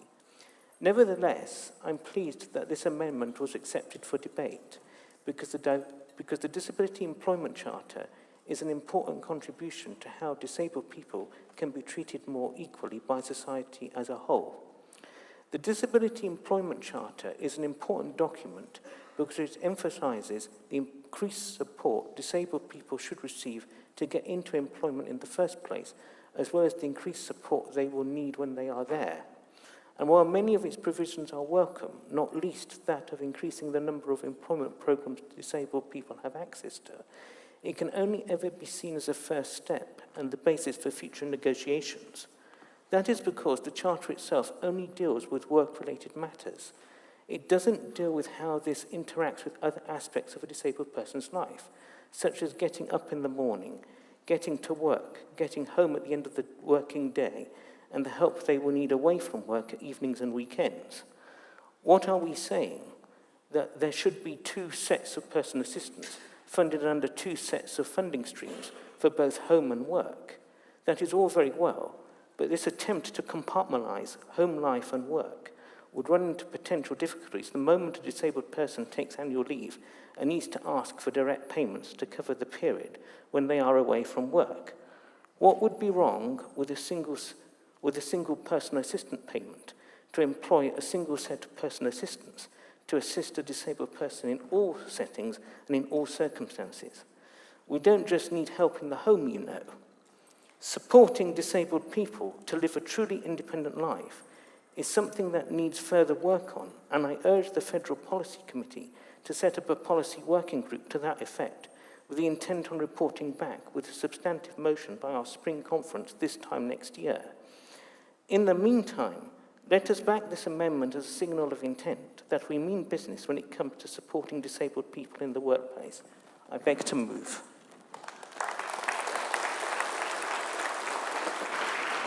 Thank you, Richard. Will Helen Morgan please stand by? And I now call Rowan Fitton from Tameside, who is speaking for the motion as a whole.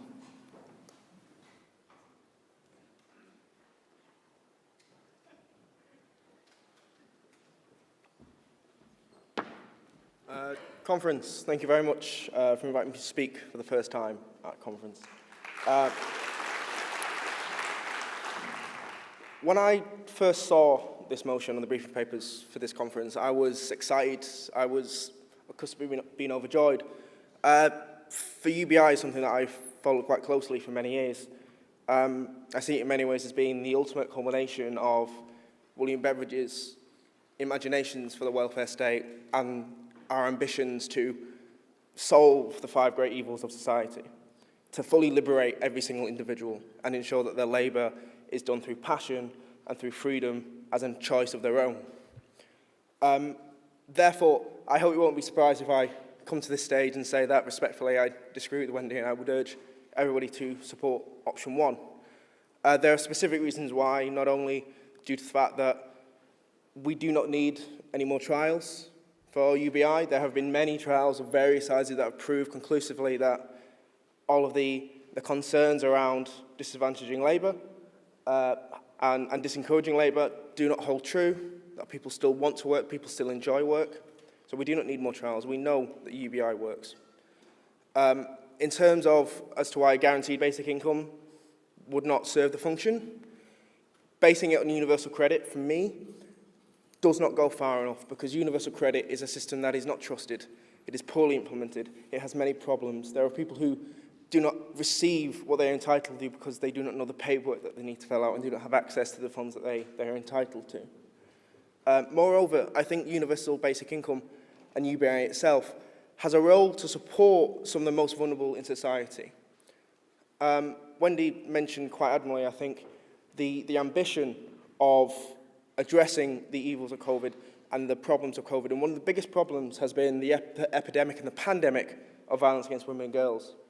Trials of UBI have shown that by giving everybody access to a minimum basic income, we have liberated women and girls and victims of domestic abuse from cycles of violence by allowing them to leave violent households.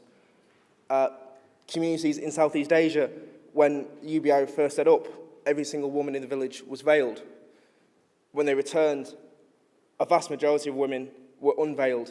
Their choice, how they chose to dress, how they wished to express themselves, was respected because they controlled their own finances as individuals with equal standing in society.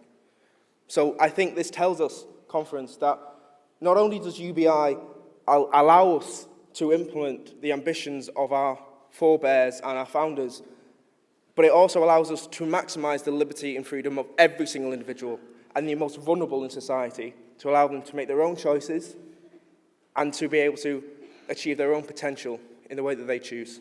Thank you, conference.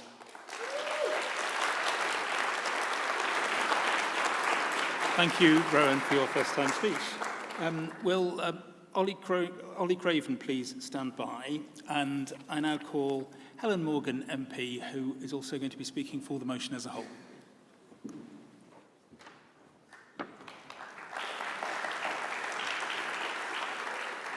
Thank you, conference. It's my first in-person speech at conference, and I'm glad to be here and to see you all here today. I'm speaking today in support of the motion and in support of option 2 to introduce a guaranteed basic income rather than a universal basic income. Like most of us here today, I welcomed the universal basic income decision in 2020 because it felt during that once-in-a-lifetime crisis that we needed a truly radical reform to help the most vulnerable people who'd been left stranded in that most terrible of situations. And that's true. We do need a truly radical reform, but we need to make sure that it's targeted at the people who need it most. And that's why a guaranteed basic income is a better alternative. It makes no sense to me that someone like me, a well-paid MP, or the Prime Minister, who can afford to build his own swimming pool and upgrade his own electricity grid to heat it, should receive the same amount as somebody who is struggling to make ends meet on a day-to-day basis. Since becoming an MP, I've been overwhelmed with the scale of the cases that I've had to deal with. People who've lost their livelihoods because their businesses failed during the pandemic, people who have genuinely faced the choice between heating and eating through the cost of living crisis because the benefit system doesn't work for them. They can't work because they might have caring responsibilities or are disabled or perhaps in other types of ill health. And the benefit system doesn't support them in a way that we need it to. So the guaranteed basic income would help these people live the dignified lives that as Liberals we believe everyone deserves. It would ensure that our resources are directed directly at those people who need them most, and it is the simplest and quickest way to lift people out of poverty, and it is also the fairest and the most liberal way to achieve that. While I'm here, I am the spokesperson for local communities, as I'm sure you're aware, and I also want to support the second part of this motion to empower local communities and particularly rural areas. A needs-led basis for capital investment in this motion will end the Conservatives' despicable pork barrel approach to targeting funds at marginal seats to bribe voters. Allowing regional and local government to spend funds as they see fit, whether that's on health or transport or housing, these are the measures we need to level up the regional areas of Britain that are being left behind. We don't need tiny pots of money fought over for one-off developments. And finally, I support the acknowledgement that in rural areas like Shropshire, where I live, the housing and transport and services that we desperately need cost more because of the element of rurality and the distances over which we have to provide those services. So in summary, conference, our mission is to create a fairer society, a guaranteed basic income, an investment based on need and genuine local empowerment are the tools we need to achieve that. So conference, I urge you to support this motion and to vote for option 2. Thank you, Helen. Thanks for your first time in-person speech. Will Julie Adnams-Hatch please stand by? And I now call Ollie Craven from Sleaford and North Hykeham, who will be speaking for the motion as a whole.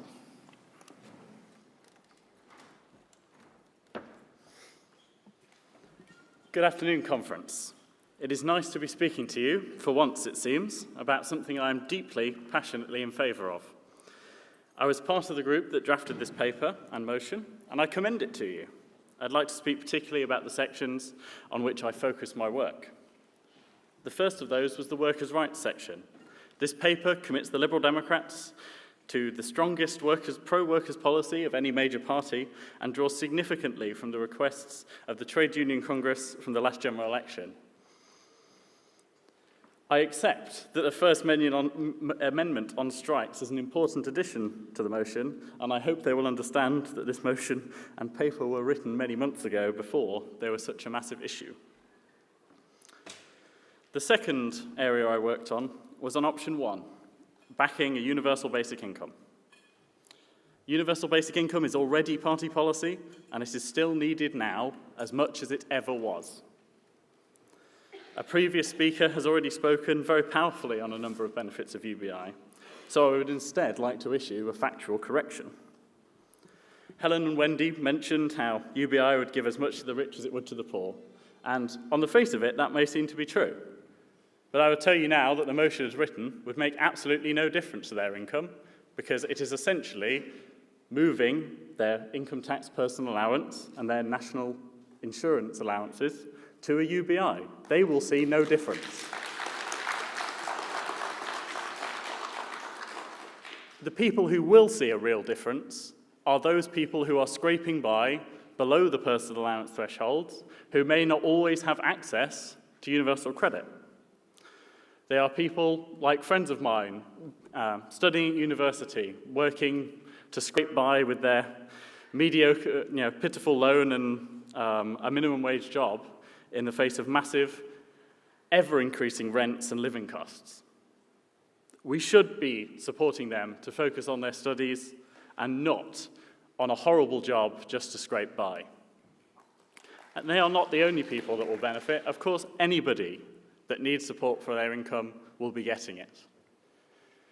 And I think one thing that is often mistaken is that people in jobs don't always stay in those jobs.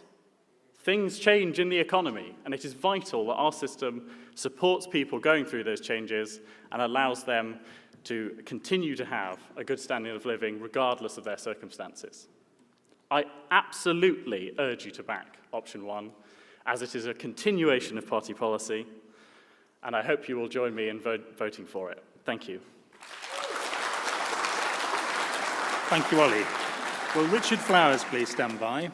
And I now call Julie Adnams-Hatch from North Devon, who is the chair of LDDA and will be speaking for the motion as a whole.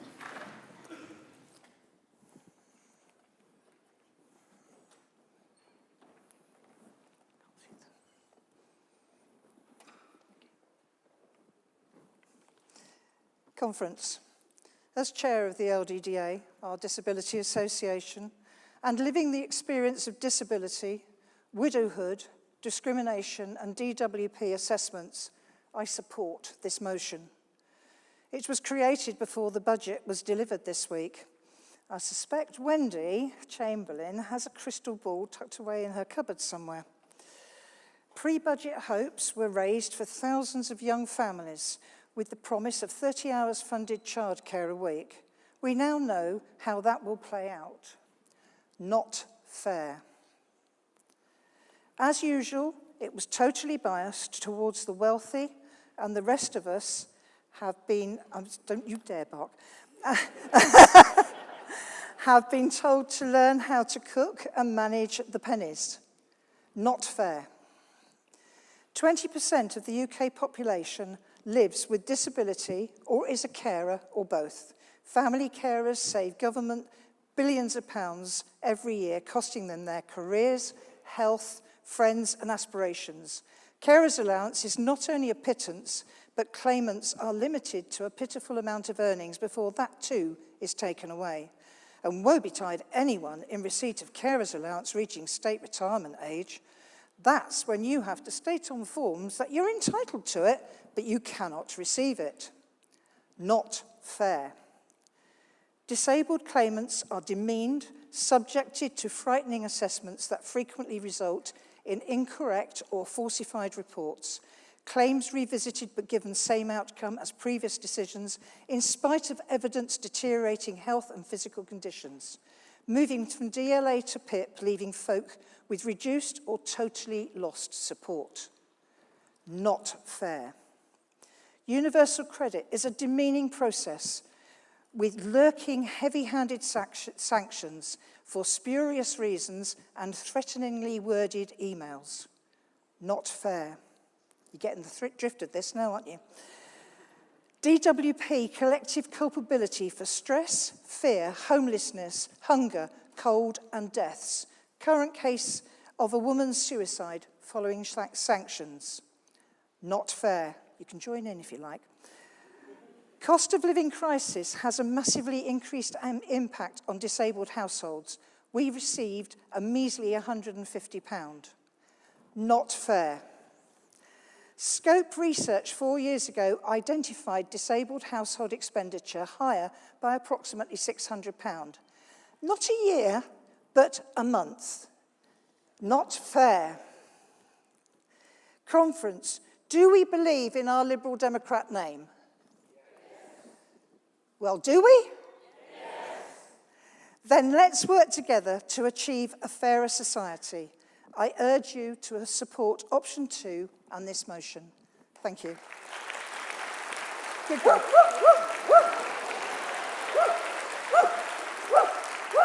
Good girl.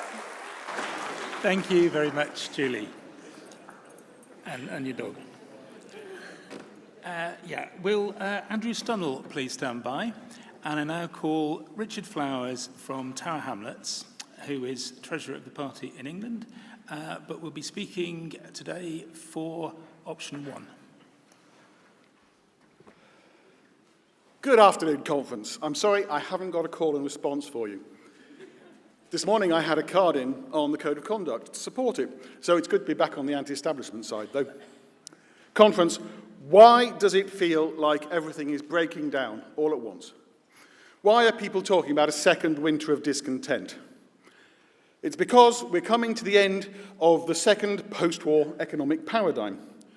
Just as the end of the 70s saw the unravelling of the first post-war corporate state consensus that led to Thatcherism, now the Thatcher experiment that began in 1979, ran all through Tory, New Labour and Coalition, is unravelling. Its ideas finally shown as bankrupt in the grotesque chaos of a Liz Truss premiership.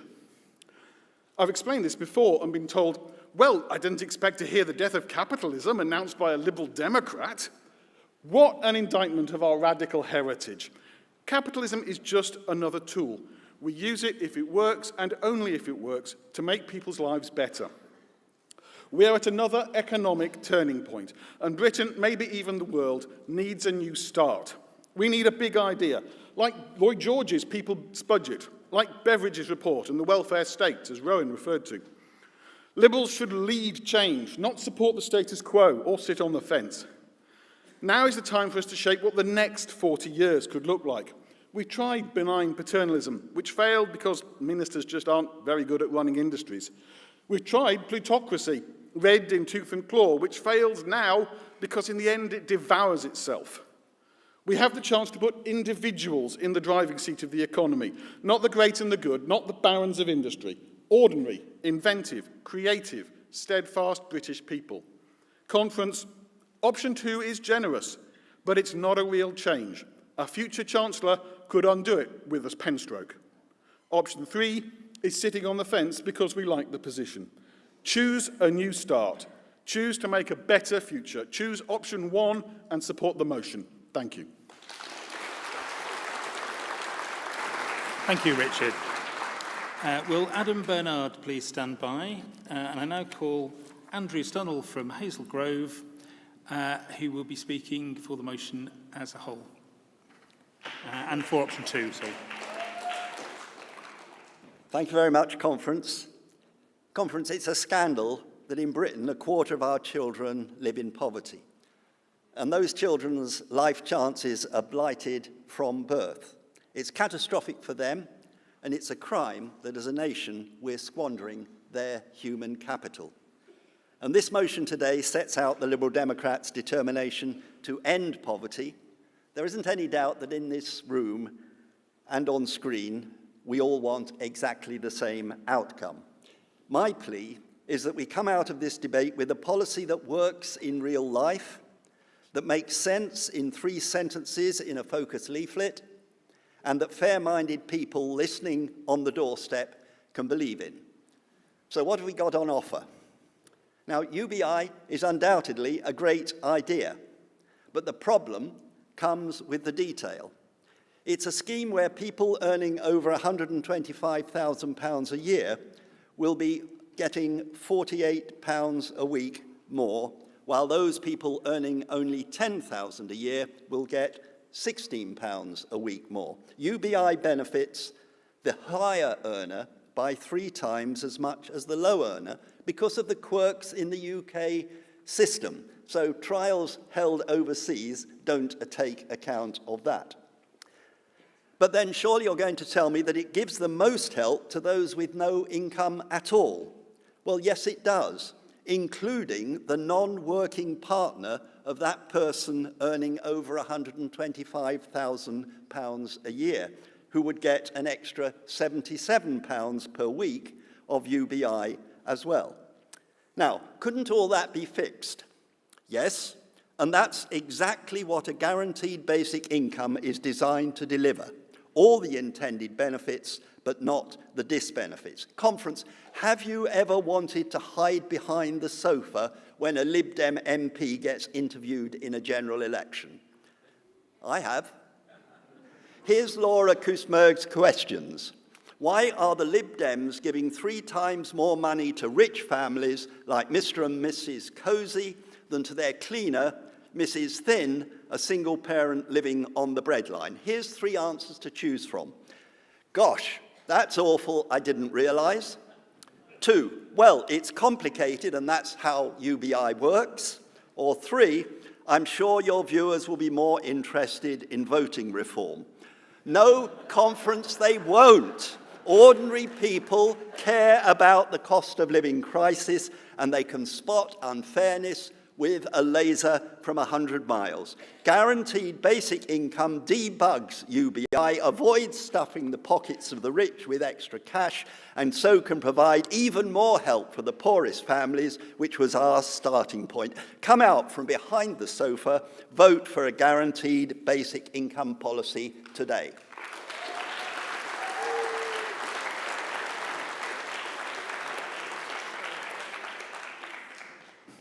Sorry. Thank you, Andrew. Will John Fraser please stand by? And I now call Adam Bernard from Harrow, who will be speaking for option 1. Conference. In 2020, I wrote and proposed the motion that led to the working group that led to the paper that's before us today. In passing that motion, Conference called for a universal basic income. That is, one that's paid to every member of society without conditions, universal. Now, this paper gives two options: a universal basic income and what they're calling a guaranteed basic income that trades away universality for efficiency. But so why could efficiency be a bad thing? Well, wouldn't it be more efficient if on healthcare, the government only paid for people who couldn't afford to pay for themselves? They'd save billions. But we don't want that. We don't want to go back to the poor hospitals offering a second-class service to second-class people. And consider this. If the state pension was only paid to poorer people who really needed it, what would be the chances that it would keep rising even under a Conservative government? Universality is vital for a destigmatized system, and it's vital for a system that will last successive governments. So please vote for option 1. It's a universal basic income on top of universal credit. A universal basic income that is the same for every individual, contrary to what we might have been told, but is the same for everyone, on top of a universal credit raised by £20 and without sanctions, because abolishing sanctions is already party policy. I was one of those proposing this back in 2020, and if we select option 1, I will be so proud that we're campaigning for a universal basic income that can take its place alongside those other Liberal triumphs, the state pension and the NHS. Thank you.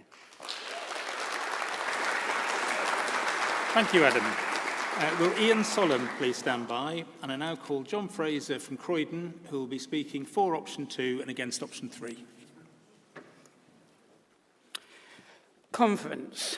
This is a time, I think, to define our uniqueness to the electorate. Fairness is not a concept understood by the government or by the opposition, so fairness is a concept we can make sure we own. Now, be in little doubt that Labour, who I do admit I once was a member of in the past, will likely keep the main structure of the abomination commonly known as universal credit. After all, Rachel Reeves claimed in the past that Labour will be tougher on the unemployment benefits than even the Tories. Rachel Reeves, now the Labour Shadow Chancellor. But the populism of bashing the so-called undeserving poor is actually way past. Many have sensed their own fear of poverty during the pandemic. Public opinion has changed. Other parties haven't. This motion should therefore, of course, be supported. But should the transformation be by UBI, guaranteed income, or even, we are not too sure, let's have another think. When it comes to the big ideas, I think it's clear option 3 will go down like a lead balloon in the doorstep. We're parodied by other parties as sitting on the fence. Let's not live up to that. We need a decision today. Now, both universal basic income and guaranteed income have their merits, and at a time of relevant affluence, I actually think the choice would be close.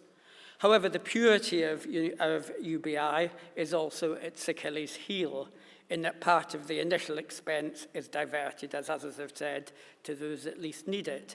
I also predict the detail will be fiendishly tricky to explain, and it may even explain SDV to the electorate seem easy. I think one complicated policy is enough.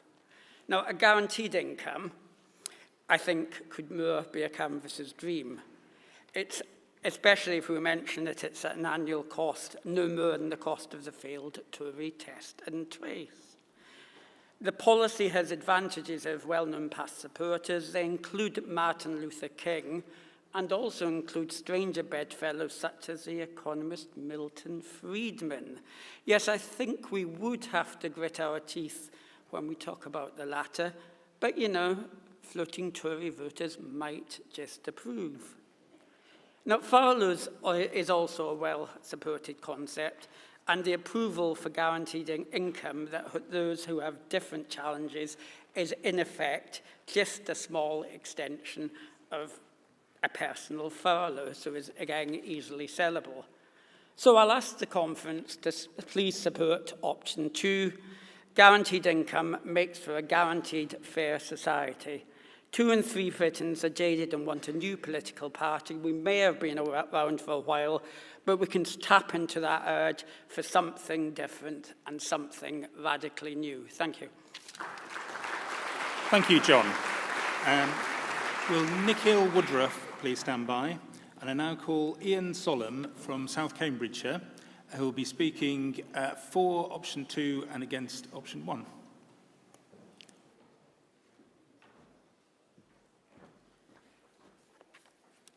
Thank you, Conference. Now, this policy paper is about moving towards a fairer society. It's in the title. It seems to be a theme of conference, I'm guessing. And there are many, many good things in the whole paper. We were obviously focusing a lot on options 1, 2, and 3, but there's good things throughout. And even within those 3 options, there are merits to them all, as the previous speaker highlighted. But this debate should get down between these three options about what is a fair society. So are all those options fair? I'm not sure that they are.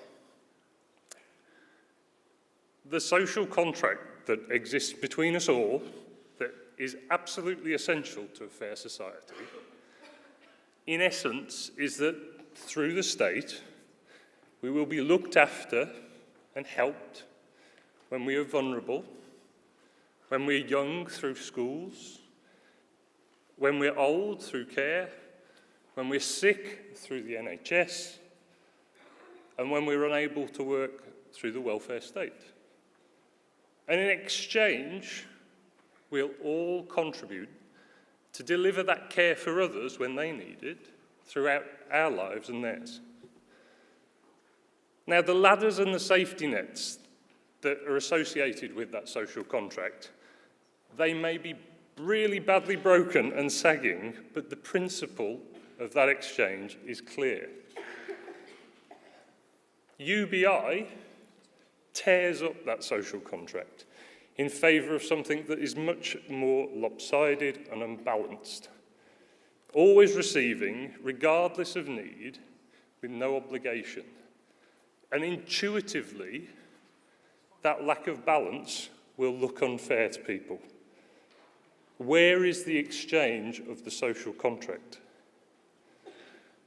By contrast, guaranteed basic income is not about tearing up that social contract, it's on making it deliver again, repairing the safety net and making sure those who've already fallen through are pulled back up.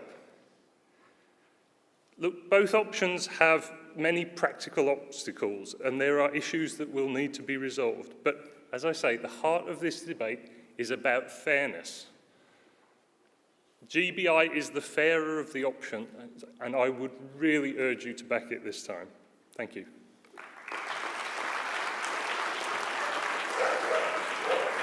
Thank you, Ian. Will Kevin Langford please stand by, and will Helen Walker please go to the speakers' table? And I now call Nikhil Woodruff from Durham, who will be speaking. For option 1, thanks.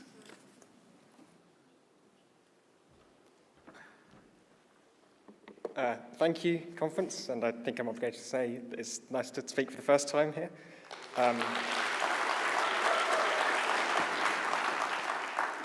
I'd just like to say it's really encouraging to see such ambitious proposals in this motion. I have been a fan of UBI for a number of years. And whether that's either UBI or a large expansion in universal credit, I think that's definitely an increase over the current system.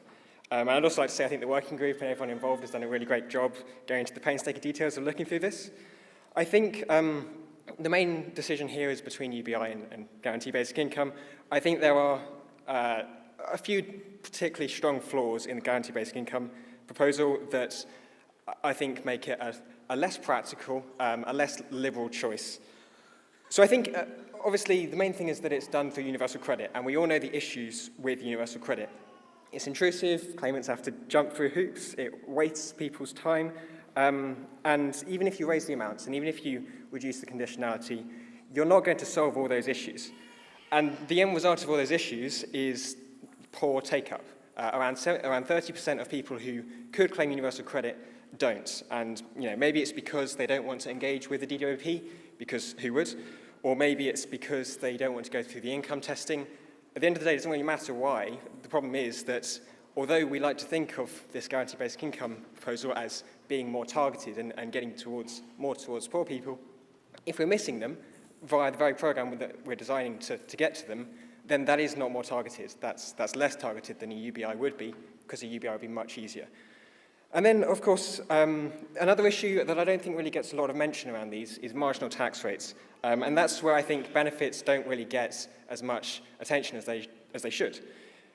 People on universal credit pay 55% of every marginal pound they earn.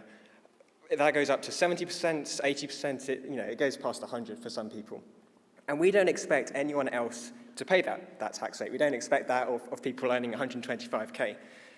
So I don't really see why it's fair that we should expect even more people, when we don't have to pay those high marginal tax rates. We would be making it normal for families to be paying 60%, 70%, 80%.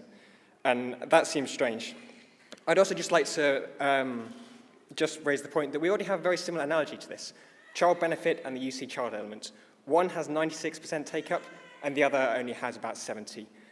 It's a very similar analogy to this option 1 versus option 2. And that is the price. Missing out people who you're trying to get is the price of having this sort of hyper-targeted thing. We don't have to do this. The UBI proposal is much simpler. It's much more practical.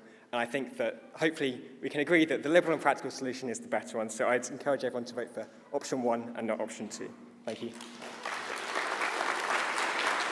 Thank you, Nico, for your first-time speech. Will Catherine Santos please stand by?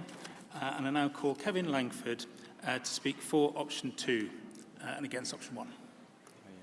So we need a radical, ambitious policy to address poverty.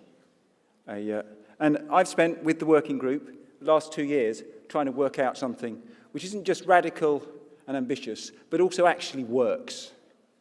And so we've come up with 2 options. Actually, one of those is straightforward, and I disagree with Nikhil about which it is, and you'll hear why.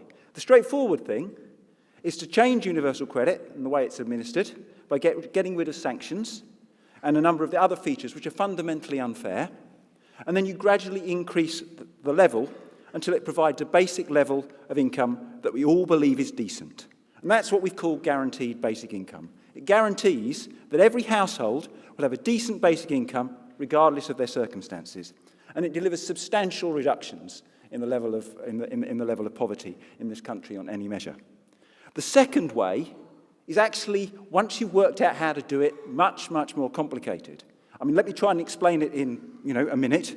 So step 1, we get rid of all personal income tax and national insurance allowances, so that everyone pays income tax and national insurance from the very first pound that they earn.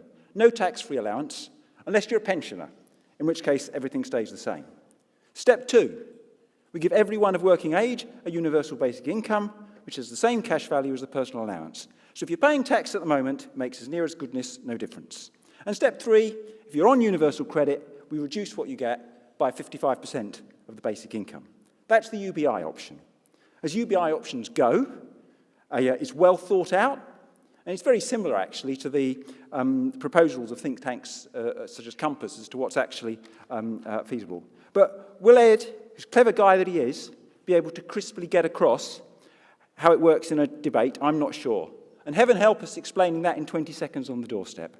Among the biggest winners under UBI, and Helen is right, are people who aren't earning, but are in richer households which aren't eligible for universal credit. That won't be able to explain, easy to explain either. And this UBI proposal also delivers substantial reductions in poverty, but only about 2/3 as much as guaranteed basic income. So which option's best? For the same spend, guaranteed basic income takes far more people out of poverty. For the same spend, it increases what low-income households get by twice as much as the UBI option. Guaranteed basic income doesn't give more money to those in rich households who really don't need it. It doesn't rely on complex and potentially risky changes in how the welfare system works. UBI does, and it's much easier to explain on the doorstep. And for all these reasons, and this is what I actually care about, if we support it, guaranteed basic income is much more likely to actually happen. Support option 2. Thank you, Kevin.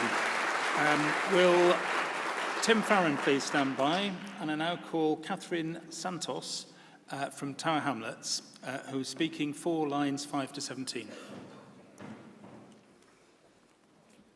Hello, conference. It's my first time speaking in an in-person conference. So I'm speaking today in favor of the section 2.2, which covers a broken political system. It's my view that we can only achieve a fairer society if we implement proportional representation.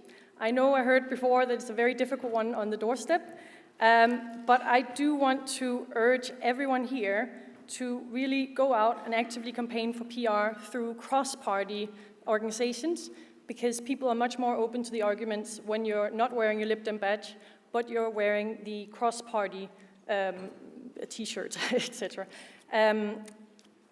I'm originally from Denmark, and we have a very fair system. We don't have the problems that we're debating here today. And I personally think that's a lot to do with the voting system really reflecting people's views and politicians having to really reflect what people are voting for. Excuse me. I think PR helps politicians focus on resolving long-term issues rather than polarizing slogan making. So therefore, I urge you all to go out and get PR to be much higher on the agenda in your community. Because if we as Lib Dems don't do it, how can we expect anybody else to do it, right? So thank you, conference. That's everything from me. Thank you, Catherine, for your first time in-person speech. Will Helen Walker please stand by? And I now call Tim Farron MP from Westland and Lonsdale.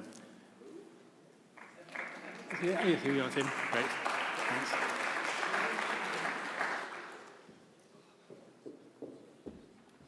Yeah, so this is not my first speech to conference, but it is my first live conference since I entered my 50s, which means that not only am I now eligible for Saga holidays, but I am contractually obliged to watch Countdown. So GBI versus UBI, this is not the first time I've witnessed an intense, frenzied debate about a vowel versus a consonant. But this matters because the policies differ. Liberals know that freedoms are meaningless without the means to practice them. Poverty, like ignorance and conformity, robs us of our liberty. It robs us of our dignity, of physical and mental health. Poverty breaks families. It breaks our spirit. Now, a sign of having had brilliant parents is that you don't realise that you grew up in poverty until you grew up. And I had brilliant parents. So, conference, this motion and defeating poverty is not academic to me. It is utterly, utterly personal, as it is today for thousands of people in my communities in Cumbria, from Ambleside to Appleby, from Askham to Arnside. So I want the party to pass policy that will lift people out of poverty, is fair, will add up, and will help us to win elections so that we can defeat poverty. Option 1, UBI, would give someone on £10,000 a year plus universal credit £77 extra extra a week, but that is gross. The net increase would be £7.12. Why? Because option 1 means abolishing our great coalition achievement of the uplift in the tax threshold. So most of the uplift in UBI gets gobbled up in tax and tapering. Also, it gives, as we've heard, those earning a meagre salary of £125,000 a year an extra £2,500. Why? Because they didn't benefit from the income tax threshold rise in the first place. So option 1 only gives the poorest people £7 a week, the price of one lousy pint of lager in the conference centre. It gives those people on huge salaries the price of an extra week in Tuscany, or 2 rolls of wallpaper for certain people. And it helps Rishi to heat his pool for another month a year. We cannot seriously be thinking of having that in our manifesto. So option 1 is an expensive way of hardly helping anyone who needs it, funneling money to the wealthy, and gives our opponents, the media, a big flipping stick to beat us with. Option 2, guaranteed basic income, gives that person on 10 grand a year a net increase of £100 a week, 5 grand or more a year, gives the wealthy nothing extra, doesn't cost a fortune, it does add up, and it does keep our hard-won achievement of the increase in the income tax threshold. Option 3 is a typical bit of Lib Dem fanning about don't touch it with a barge pole. Please support option 2. Please support option 2, because option 1 is not fair, it is not clear, it bears all the marks of electoral kryptonite. I want to make sure that we have policy that doesn't just make us feel good, that it does good. For people like my little sister and me growing up, option 1 would have done nothing for us. Let's vote for something we will be proud of and will change lives. Vote for option 2. Thank you.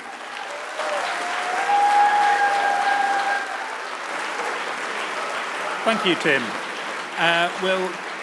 Will Catherine Pinder please stand by? And I now call Helen Walker from North Devon, who will be speaking for the motion as a whole.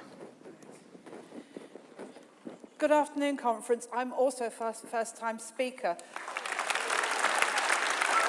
And I'm very sorry that we seem to have managed to pick up most of the wheelchair users at conference to come and talk on this, but I think there's a reason for that. I'm talking from personal experience here. I am a long-term wheelchair user. I only managed to work 2 years in my working life, but thank goodness I did. I'm now on a legacy benefit, which means that I'm not quite so controlled as those people who have been put on universal credit.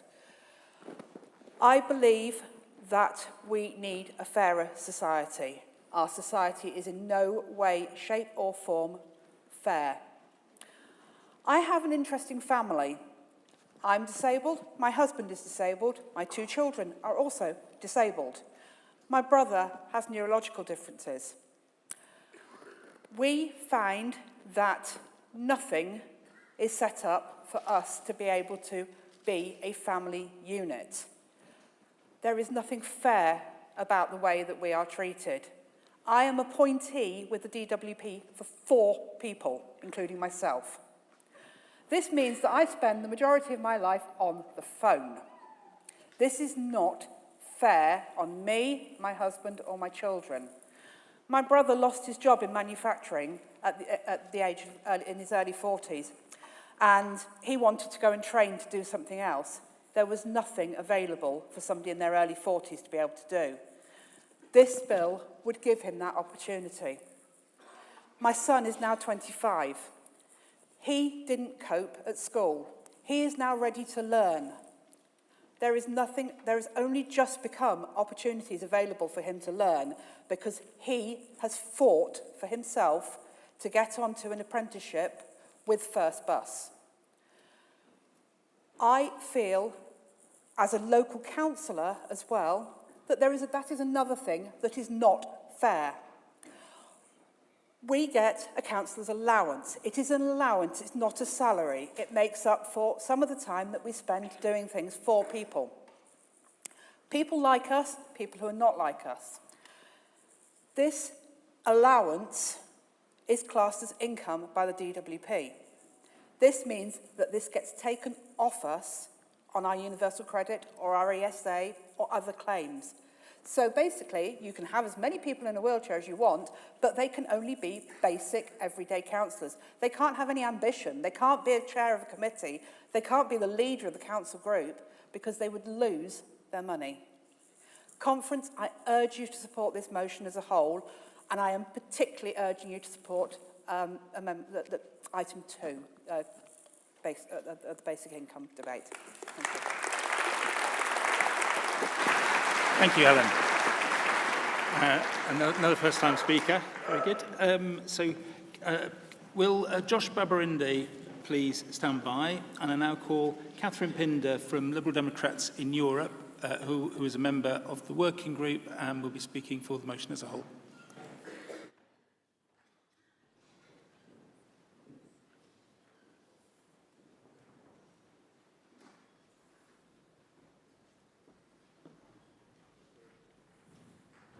Thank you, Conference. Difficult to follow either Tim Farron or the last speaker, but I wanted to speak for strugglers like our last speaker, but for many others, strugglers who are normally silent. I'm talking about thousands of people who live very precarious lives, who have been trying for most of their lives to make ends meet, to have enough on the table, enough to maybe have a decent life. And it has been at a great expense. And it has been very difficult for instance, single parents bringing up children at home. It has been difficult for people with part-time jobs because they have to look after people at home perhaps, or who are working in minimum wage jobs and relying on universal credit or benefits of one sort or another to back them up. Many thousands of people have lived like that and have managed. And I want to point out, Conference, that this last year, many of those people have come to nearly desperation because of the rise in the cost of energy and the rise in the cost of food.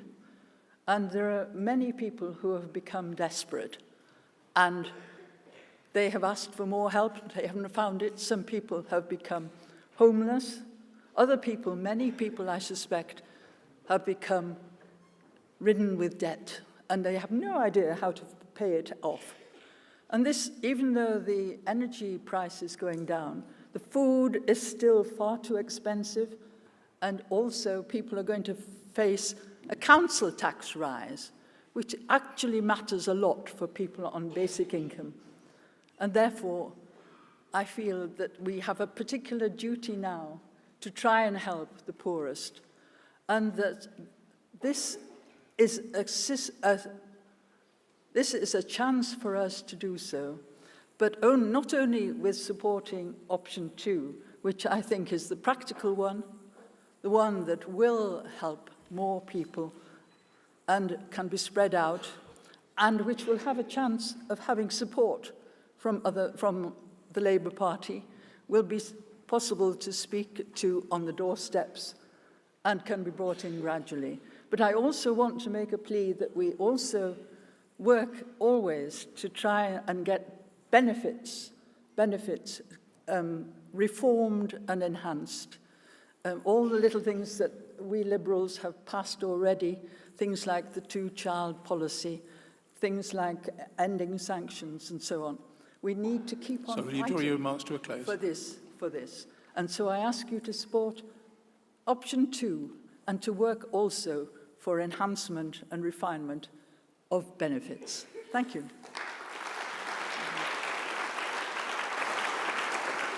Thank you, Catherine. Will Julia Goldsworthy please stand by to summate? And I now call Josh Babarinde, the PPC for Eastbourne, to speak for the motion as a whole. Thank you, Conference. I think we've got to start by giving it up for the amazing working group that pulled out all the stops to bring us to this point, right? Now, yesterday when I got up on the stage and I sold Eastbourne to you on behalf of the Eastbourne Tourism Board, there was one major thing that I didn't tell you about my hometown. And that major thing is that under this Conservative government, Eastbourne's food bank has become the busiest food bank in the country. Eastbourne Food Bank distributes more food parcels per head of anywhere in the UK, according to the Trussell Trust. And that food bank is run by the amazing Howard Wardle and his team, is in the ward that I represent on Eastbourne Borough Council, in the ward that I grew up in. And so for me, this debate is especially personal too, and that's why I led a national campaign last year to make Eastbourne the first council in the country to declare a cost of living emergency and unlock emergency targeted cash for those who need it most, which has since been replicated by dozens of councils across the country and led to millions of pounds being unlocked by those councils in a targeted fashion to support those who need it. And that's why, when I look at this motion, when I look at this policy paper, the approach that I have, the question that I'm asking is, what is going to make Eastbourne's food bank the most sparse in the UK? More than that, what is going to put food banks out of business altogether across this country? And when I look at the thoughtful options that have been presented to us in the policy paper in question, the answer that is both radical and pragmatic to me is very, very clear. And that is option 2, the pursuit of a guaranteed basic income. Why? Well, the first reason is that in the paper, the modelling indicates that a more targeted approach compared to pure UBI is a more effective poverty buster. As Wendy said, for the same cost as UBI, GBI could lead to a 50% greater reduction in deep poverty than UBI can. And the second reason is that the clock is ticking. Howard, at Eastbourne's busiest food bank, doesn't have the time to wait for these trials to come back. Saeed, one of the young gang members who I used to work with when I was getting kids out of gangs in the East End of London, doesn't have the time to wait. Saeed is the kind of guy who would go and deal drugs, steal bikes, and use the cash he made to secretly slip into his mum's handbag to help her pay the bills. He cannot wait any longer. We need something radical right now, conference. That radical something is a guaranteed basic income. So I very personally hope that you'll support this motion, and in particular, option 2. Thank you very much, conference. Thank you, Josh. Will Julia Goldsworthy please now come to the stage to summate on behalf of the motion? Julia was the chair of the policy working group that produced this. Thank you. Thank you very much. And conference, I know everyone has said it, but it really is great to be back in person. And whilst for a lot of us it's the first time back after conference, it's even longer than that for me. I've managed to acquire 3 children since my last conference, which has made a bit of an impact on my personal conference logistics. No late nights in the bar for me, I'm afraid, tonight. And my 3-month-old has had to be taken out of the auditorium so she doesn't heckle me. The rest of you can feel free. The opportunity to be part of this Fair Society working group was too important a prospect to resist. And for me, it really does take me back to the founding reasons why I wanted to join the party in the first place. Because for me, we were then and still are the only party that can connect principles of fairness, opportunity and equality directly and authentically to the lived experiences of people and the communities they live in, regardless of their background, their circumstances or their geography. We can help them understand those principles, and we are motivated to make those aspirations a reality. And we do that not just because we have the best policies, because we do, but it's, I think as Ed was saying, it's because of that community campaigning, and that means that we can't do any of it without everybody in this room. And the FPC remit was specifically about looking at economic fairness, but doing it in a way that would be practically communicated effectively on the ground. So that's what this paper is trying to do. It's celebrating that community politics approach, setting out the key themes that make our approaches to fairness distinctive and seeking to bring them to life on the doorstep. It's not meant to be a definitive tome. It's more of a taster to whet people's appetites on how Liberal Democrat policies can change lives, tackle entrenched inequalities, unlock the potential in our economy, and open up opportunities to all. And last but not least, restore faith in our damaged politics and institutions. It's meant to be a starter for 10 that relies on you, delegates, to test whether or not we have lived up to those campaign-focused standards. And I would say that today's debate has done exactly that and has absolutely been in that spirit. We welcome the amendments that were moved by Ellen Nicholson and Richard. They're very much in the spirit of what we were trying to do. I very much hope that you will vote in support of them and really welcome the opportunity to make those proposals explicit. So from my point of view, they're not contentious and they do give clarity to our intention and commitment. We've also had really insightful contributions across the key pillars of the motion and paper, although probably, as you would all expect, a lot of the focus has been on the universal basic income proposals. In terms of the scale of the economic challenges, Wendy Chamberlain set out that context, the double whammy of COVID impacts and the cost of living in our economy, and the strength of the case for fundamental reform. That is the platform from which the proposals in this paper are built. Catherine also talked about how precarious life is for many, and the desperation that they've increasingly faced in the last few years, people that we must focus the most on helping. In terms of workplace and workers' rights and charters, Ollie spoke powerfully on this and really drew out the collaboration and input from the trade union in developing these proposals.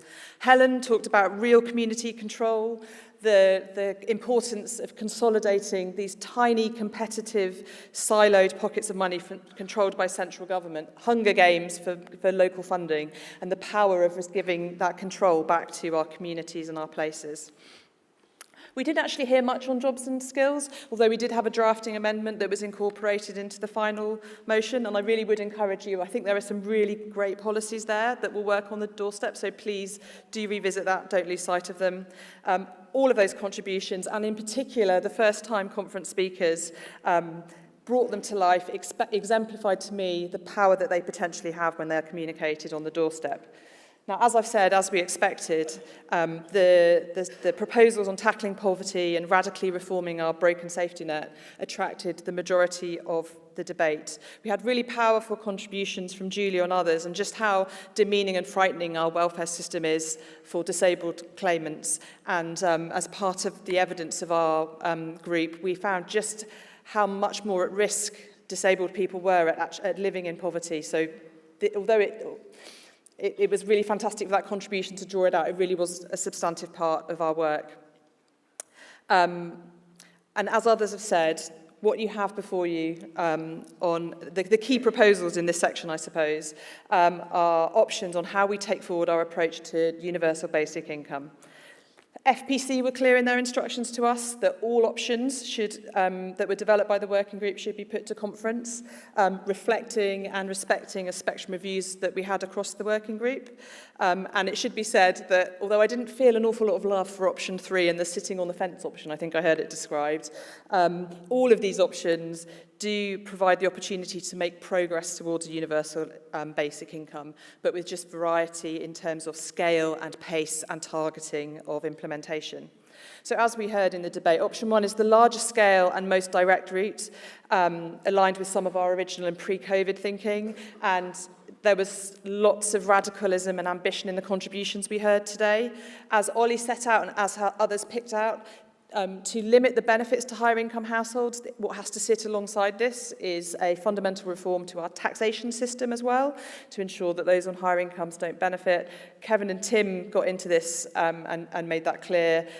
Nick Hill-Woodruff also spoke about some of the continuing challenges we have in our benefit system of making sure that everyone who's eligible absolutely claims. In terms of option 2, a proposed guaranteed basic income, this is focusing the pace of implementation and resources on a powerful ambition to eliminate deep poverty within the decade, which, as others drew out, means that for the same pounds we can be more generous to the recipients that need it most. Andrew Stunnell spoke about the simplicity on the doorstep. Wendy and Helen talked about the targeted nature of those that need it. And I thought Ian Solomon had a really interesting take on it in terms of the exchange of the social contract and how that fits with repairing our safety net.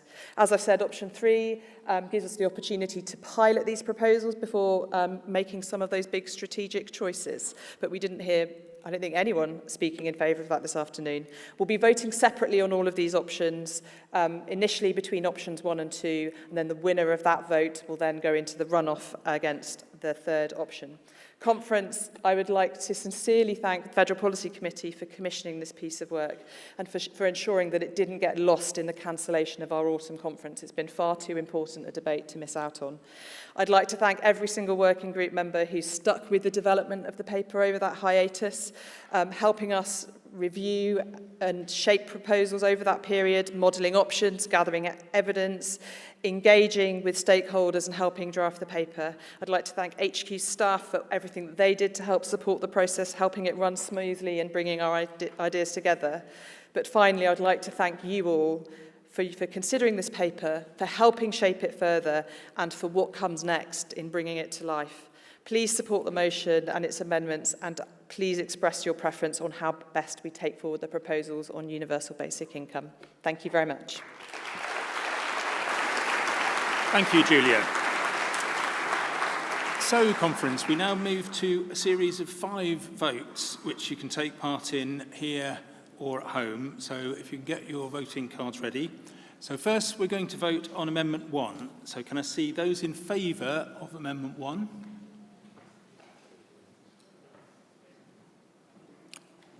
Thank you. And can I see those against Amendment 1?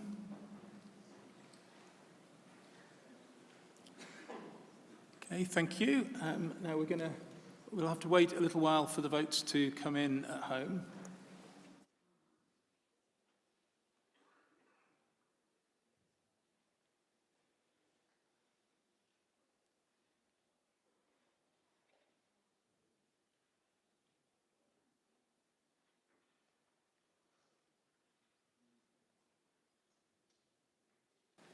Great, so that is very, very clearly carried both here and at home.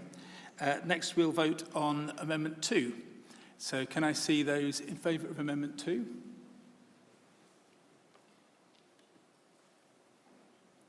Thank you. And can I see those against Amendment 2? Yeah. Okay, thank you.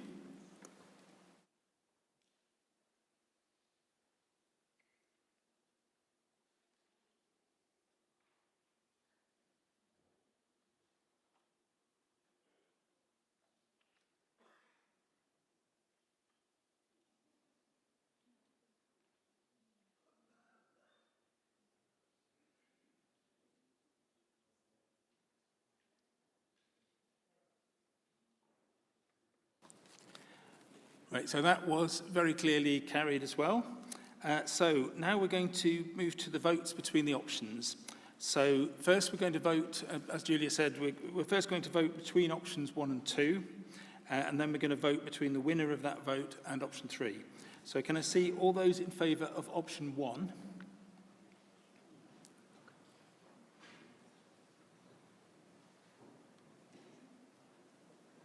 Okay, thank you. And can I see all those in favour of option 2? Thank you. And let's look at the votes online.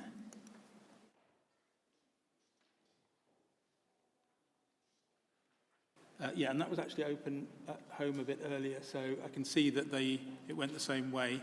So that's clearly option 2.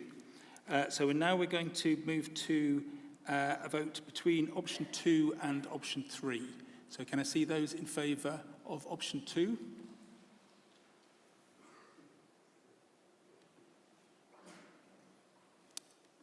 Thank you. And can I see those in favour of option 3? So there are some. I'm just going to wait for them to come in from the people voting online.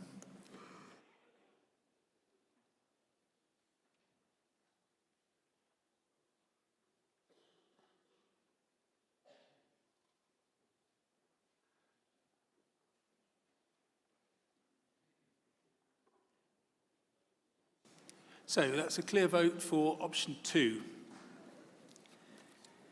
So finally, we move to the vote on the substantive motion as amended by Amendment 1 and Amendment 2, and including option 2.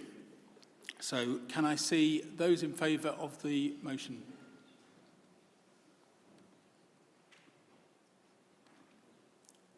Thank you. And can I see those against the motion?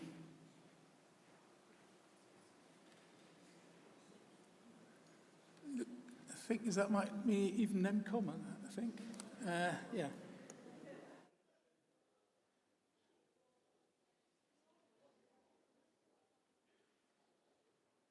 Just looking online.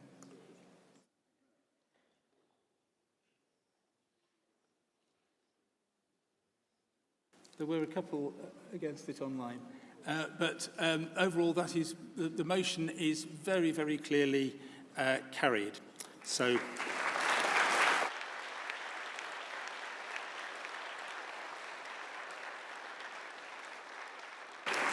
thank you to all the speakers in a very well-informed and passionate debate, and thank you also to the many speakers that we weren't able to call for time. I'd also like to thank my aide here, Eleanor Kelly, and my aide in the hall, Darryl Smalley. And I now hand over to Alison Rouse, who will chair F13. Thank you.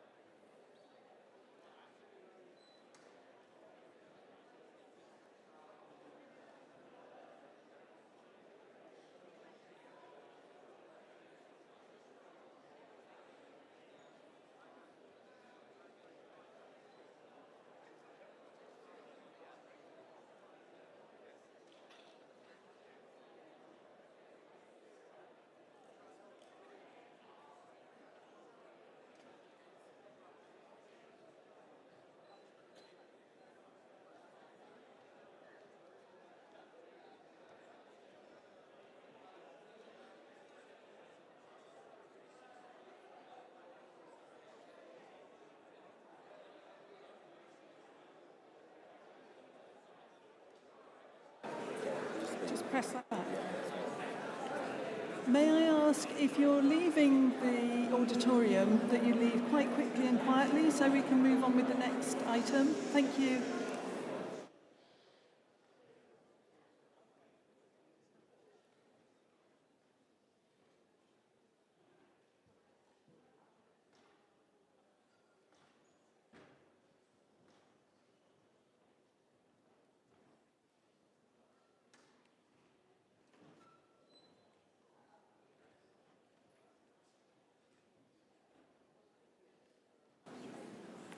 Okay, hello everybody. I'm Belinda Brooks-Gordon and my aide is Chris Mains in a very slight change to the programme. And I'm delighted to welcome you all to the next section, F13, and really delighted to welcome a familiar face. Our next speaker is not only our Chief Steward, but having started stewarding at the age of 16 years, but he's also been a councillor for 21 years. In a Labour-facing area, they took control last year. A chance to hear from the leader of Hull City Council, a worker, a winner, Councillor Mike Ross.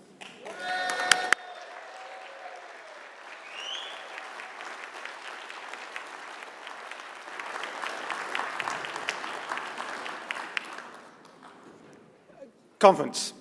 After over 20 years of Lib Dem conference attendance, I am a first-time speaker.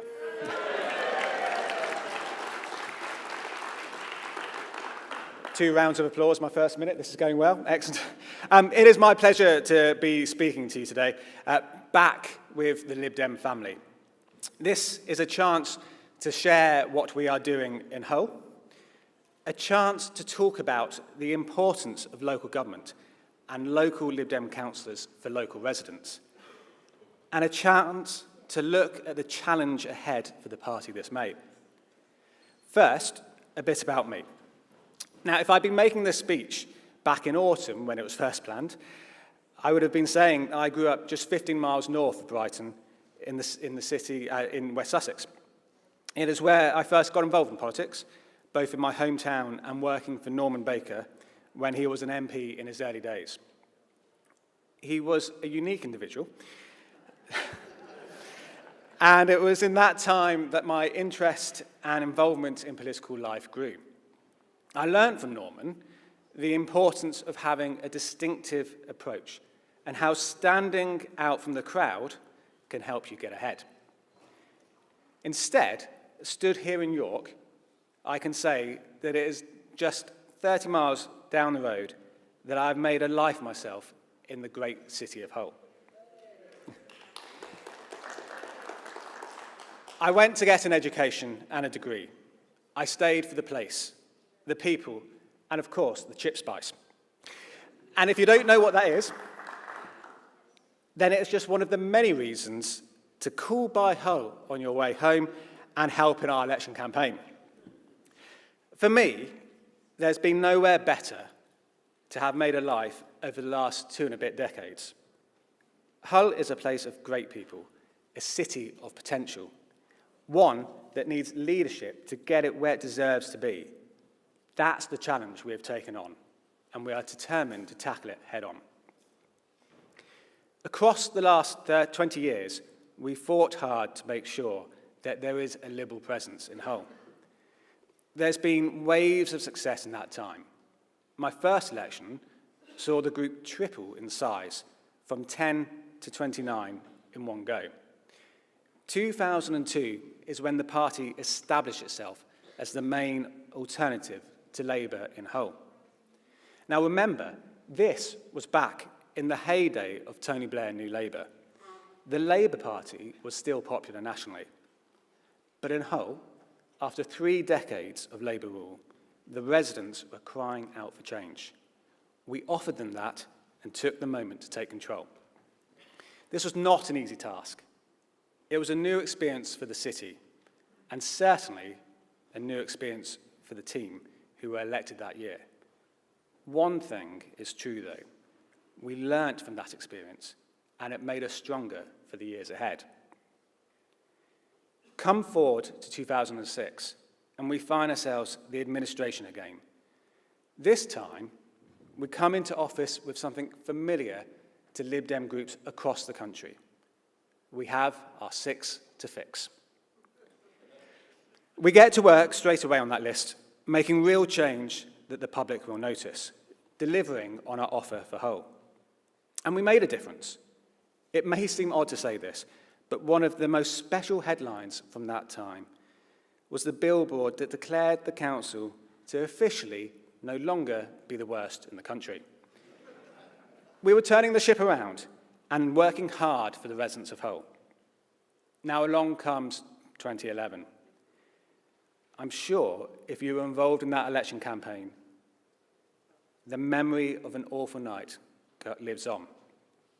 Inevitably, we at the coalface in local government were the first to bear the brunt of unhappiness with the Lib Dems in government. It may not have been us in the ministerial office, but that made no difference to the voters on polling day. A third of our group were kicked out. Now, why have I given you this backstory here today? Why am I not just talking to you about all the wonderful things that we've been doing since we took control again last year? Well, if it hadn't been for the events before 2022, that success last year wouldn't have happened. After the defeat in 2011, we were determined to make sure that it was not going to be repeated. We set about modernising our campaigning approach in Hull. We became more disciplined with the process, making sure candidates were fully aware of what they were signed up to achieve and addressed areas where this did not happen. We were rigorous and effective in turning around the previous year's result. To top it all off, we had fun. I was up for re-election in 2012, and it was one of the most enjoyable campaigns I've ever been involved in. We worked as a team, and there was real clarity for all of us about what we were needed to do. The best bit? It worked. We walked away with 7 wins, a massive improvement on the previous years too. We may have seen the group get smaller, but it was a major step forward, and it showed exactly what we needed to do. Our reputation as a campaigning local party grew significantly in that time, and rightly so. And if I may, I want to just use this moment to pay tribute to all those who've been part of our journey in Hull. There are so many, those in the group now, but many who have been there before, some of whom are in the hall today. Being unusually quiet, actually, by the sounds of it. It may be me here now giving the speech, it may be me as leader, but it's very much a team in Hull. So fast forward to the last few years. We started winning the popular vote in local elections again in 2019. This set us up for what was to come in the next couple of sets of elections. Last May was to see us take control for the first time since we lost in 2011. Now, if you were watching the election night coverage last year, you'd be forgiven for thinking this was some sort of shock result, a freak accident that came from nowhere. We know it was built on a decade of hard work, patience, and determined effort. In Hull, it was time for change, and we had offered Hull the change it needs. Let me tell you, it wasn't just us saying Hull needed a change of approach. It was the community of Hull too. Voters, businesses, and more. Labour had run out of ideas. They had let the voters down, and it was time for them to go. We like to remind people in Hull that the Labour Council had stopped listening to them. As far as Labour was concerned, it was their way or no way. It's not good enough. We are determined to be different. We want to shape a council that puts listening to the community at the heart of what it does. Now, I like to say what a council does is important, but so is the way it does it. We want a council that puts the priorities of the city first, not one that puts its own interests first. You see, with the Lib Dem councils, you get people who will represent you to the town hall, not the town hall to the public. That should be exactly the same when we take the reins of power too. We should always be mindful of what it is the public want to see happen, that we are there to serve. Now, how have we gone about making that a reality? Well, let me tell you, first of all, it's not an overnight job. We know it is going to take time to get the council where we want it to be. Of course, this means the voters of Hull need to give us that time to make those changes. But this year, we've started the job straight away. We carried out one of the biggest ever surveys in the city, with over 22,000 responses to our transport and travel survey, an issue under much scrutiny in the city, and we wanted to address it head on. We set up a crime prevention fund, and this is where Ed was starting to steal some of my best material earlier, but a fund designed to allow groups across the city to tap into it and access funding to enable them to do the sort of schemes they believe will make the difference in their area. We believe the very people who have the solutions to tackling problems in their area are the people who live in it every day.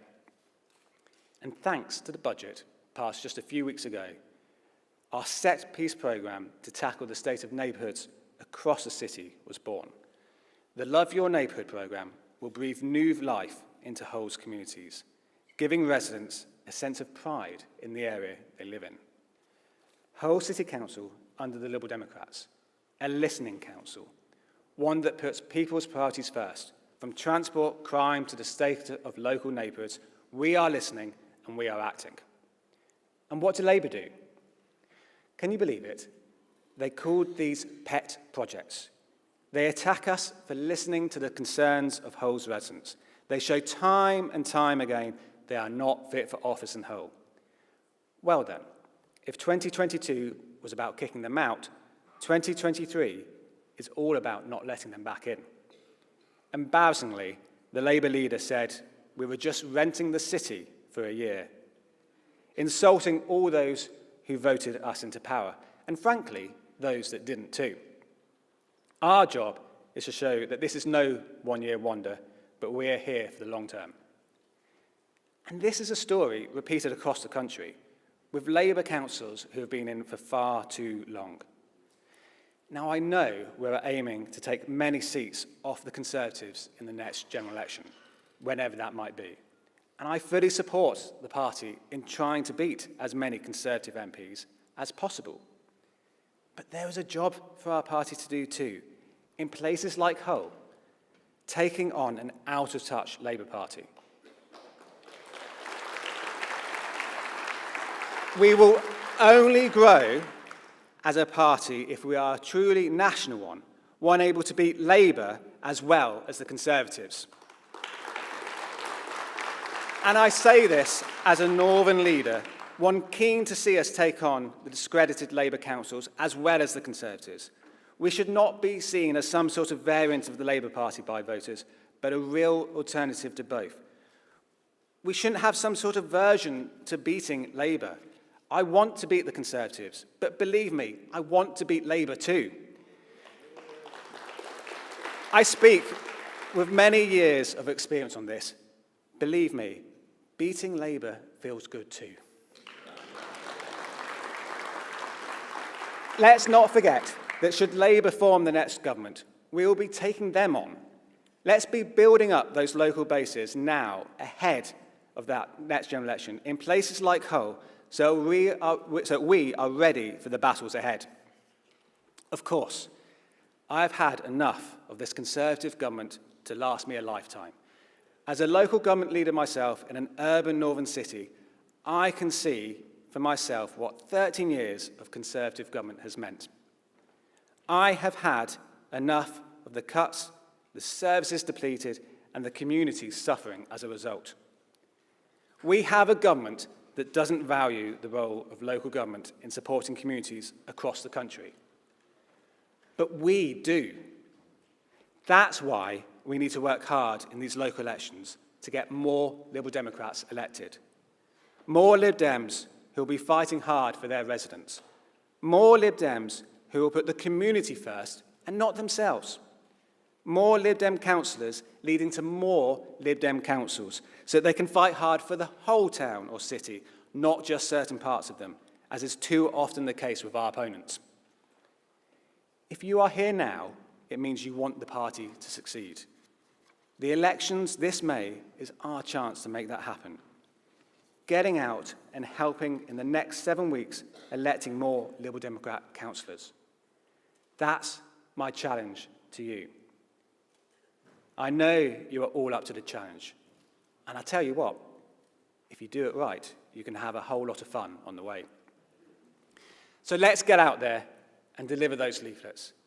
Let's get out there and knock on those doors and hit those phones. Let's get out there and win. Thank you.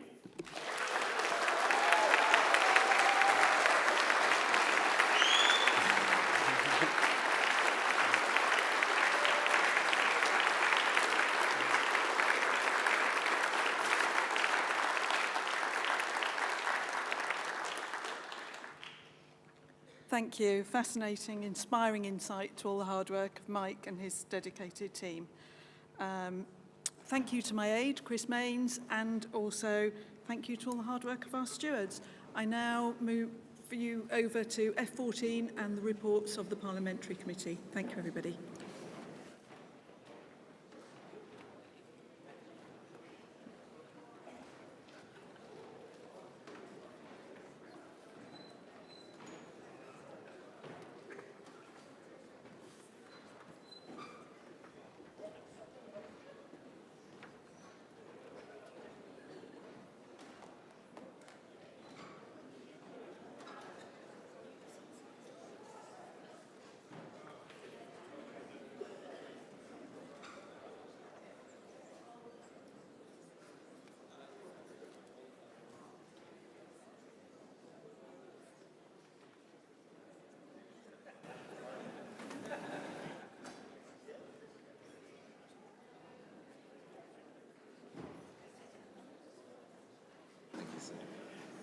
Good afternoon, Conference. Thank you for bearing with us.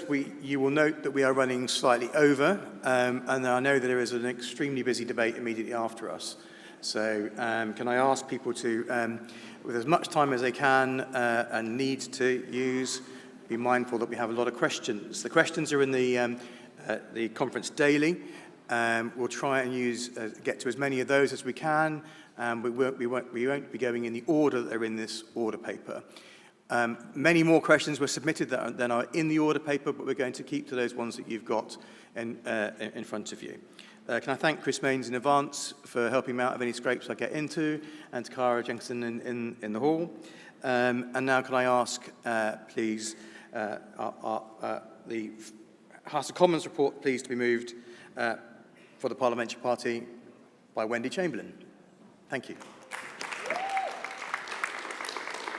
Good afternoon, Conference. I'm now aware that I've stood up here a number of times, but this is the first time I am doing the Parliamentary report in person as the first female Chief Whip for the Parliamentary Party. So thank you. Can I start by saying what a pleasure it is to be here this afternoon, whether it's your first conference or if it feels like your first conference, welcome. I hope that everyone has had the chance to read the parliamentary reports, which you can find on our website. But before I turn to those, I'm delighted to once again be using my time with you to introduce a new Liberal Democrat MP, Richard Ford. Our wins in Chesham and Amersham and North Shropshire were seismic. They were invigorating for us, and I changed our position in the country's political thinking. And in Tiverton and Honiton, we not only proved that we were a force to be reckoned with, but we broke the record for the largest majority overturned in a by-election in UK history, proving that no blue wall seat can count itself truly safe. And I know that I'm going to get a hard time from Willie Rennie when I get back to Scotland for that. Now, Richard has been a wonderful addition to our parliamentary party, quickly establishing himself as a voice both within the Liberal Democrats and across the Commons as a respected figure on the defence brief. It's hard to believe he's been with us for almost 9 months, but I'm only able to welcome him now because of the circumstances in which we saw the postponement of our autumn conference last year. And I want to say a quick thank you to you, the members, for your patience and support for the party's decision to postpone that autumn conference. It was a difficult decision, which Federal Conference Committee, which I sit on as the Chief Whip, worked extremely hard to get right and to deliver fairly.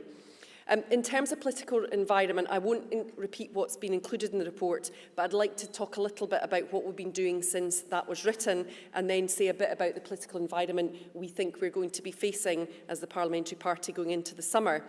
I want to repeat my thanks to colleagues in the Commons and the Lords, our staff, the whips, the PAU, the PST, the media team, the Scottish, Welsh and local government representatives and activists like yourselves who work tirelessly to ensure that our constituents can be proud to be represented by Liberal Democrats. Since I wrote my report, the UK government has gone a long way in setting out their stall for the next general election. They will claim that they alone can improve the economy, even as they celebrate the dubious achievement of the country not technically slumping into recession this year. Woo! even as they give a pension tax break to some of the wealthiest, whilst raising taxes in England and Wales by stealth and by attacking industries by failing to provide proper support to farmers and food manufacturers, who I know are struggling in North East Fife and across the country. They pour petrol on the culture war stories they think can help them, even when doing so means attacking the world's most vulnerable people through legislation such as the Illegal Migration Bill. And finally, they will try to distance themselves from their own record by presenting the Windsor Framework as a solution to the problems that their own oven-ready deal caused. And in Scotland, well, it's been quite an entertaining day today in Scotland, but until the polls close on the SNP leadership race, it is hard to say what we should expect. The last few weeks, it would be nice to think, are more promising for those who see that Scotland and the UK are best served by keeping Scotland within the UK. But it's also clear that the UK needs to change, thank you, and that our party has long led on how and what these changes might be. Finally, a bit of an update on changes to arrangements in Parliament which have arisen since the latest recent government reshuffle, which you might have missed given that it wasn't much of one. But Leila is taking on the new portfolio created by the new Department for Science, Innovation and Technology. I'm pretty sure, given her background, she's going to teach the government a thing or two accordingly. Vera is taking responsibility for the Department for Energy, Security and Net Zero, a topic I know is extremely close to her heart, as you all heard earlier today, and on which she already has an impressive track record for challenging this government. And finally, the two Sarahs, Sarah Olney and Sarah Green, will be working closely together as we bring the Treasury, Business and Trade portfolios into closer alignment. Plenty of questions, I'm keen to get to them, so I'll stop here. But all I want to say is, although we are only 14, we do continue to play an outsized role in holding this government to account, and it's thanks to you that we are able to do so. Thank you. Thank you, Wendy. Thank you, Wendy. And now can I ask Lord Newby, our leader in the House of Lords, to move the report from the House of Lords. Thanks very much, James.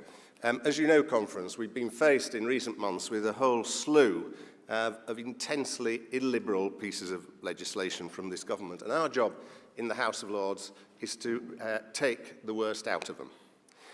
The most recent bill with which we've been grappling is the Public Order Bill, which has sought to reduce people's ability to demonstrate, and certainly to demonstrate noisily, and if they seek to do so, has given the government huge powers to detain them. So we've had some success in that we have forced the government to agree that it's not a good idea to be able to arrest journalists simply by turning up at a demo. We're still fighting on a number of issues, most importantly, the proposal in the bill that it should be possible to be stopped and searched for no good reason, and we will carry on doing so. We're only able, though, to win votes in the Lords, which we do on a pretty regular basis, by working across the whole of the chamber. The numbers are rather complicated. 260 Tories, 173 Labour, 185 crossbenchers, 83 Lib Dems, 37 non-aligned, 26 Bishops, 2 Greens, 6 DUP. And so in order to work to win, as I say, we work together, and sometimes we find ourselves in slightly strange company. So the next big challenge for us is on the retained EU law revocation and reform bill, which, as you know, will give ministers the ability to change 4,000 pieces of EU law without proper parliamentary debate by the end of the year, by bringing them into domestic legislation. This has offended even some of the staunchest Brexiteers, one of whom intends to lead the charge to reduce the ability of ministers to act almost on a whim. He only has one major condition, which is that the Liberal Democrats should not formally support his amendment, because if we do, he won't be able to look his colleagues in the face. So we've graciously agreed that he can have as many of his chums' names on it, but we hope he won't mind if we then vote for it, and we hope we will, and we might get change there. We're then faced with the Strikes Minimum Service Levels Bill, which you'll be aware, the Small Boats Bill, of which you'll be aware, and a whole series of other bills of which not everybody is aware: national security, economic crime, financial services, and the mammoth Levelling Up Bill, all of which we're subjecting to detailed debate and amendment and beating the government. And in the last session, bear in mind, the Lords beat the government 127 times. The hallmark of my group is that they are intensely dedicated, pursuing liberal values on a daily basis at all hours of day and night. They turn out to vote in higher numbers than either of the other groups, much to their intense fury. So last week, in order to vote to try and stop the suspicionless stop and search, we had Dick Taverne literally wheeled through the lobby, aged 93.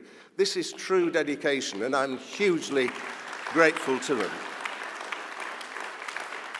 I'm also intensely grateful to and proud of an extraordinarily hard-working office: Elizabeth Plummer, Humphrey Amos, Sarah Pugh, Adam Bull, Mo Swady, and Sarah Dobson, who try with limited degrees of success to keep us in order.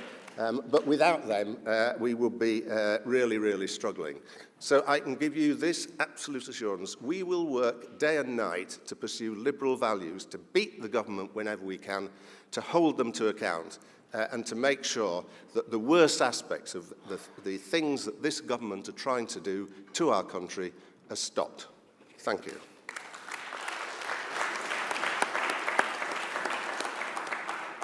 Thank you, Dick. We're now, as I explained, we are running very, very short of time with a huge number of questions. Question number 1 from Andrew Hudson about opposing the Strikes Minimum Services Bill. Dick, you've made that, the party's position very clear on that. Is there anything else that you would like to add before we offer Andrew? Wendy, would you like to make just to say that, we've opposed that bill at every single opportunity.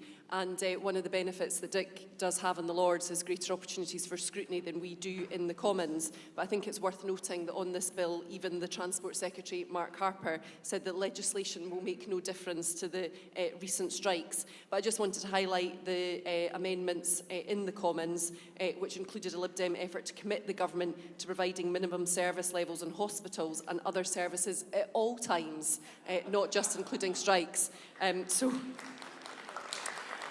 And for some reason, the government defeated it. But we'll leave it in the Lords. Thanks. Thank you very much. Andrew, that was quite clear. Do you have a supplemental question? It's my fault, but when I call your questions, if you get one, if you would make your way down to supplement the intervention mic, I'll be able to know that we have an intervention coming. Thank you, Andrew. Right, very briefly, will the parliamentary parties commit themselves to repealing the bill?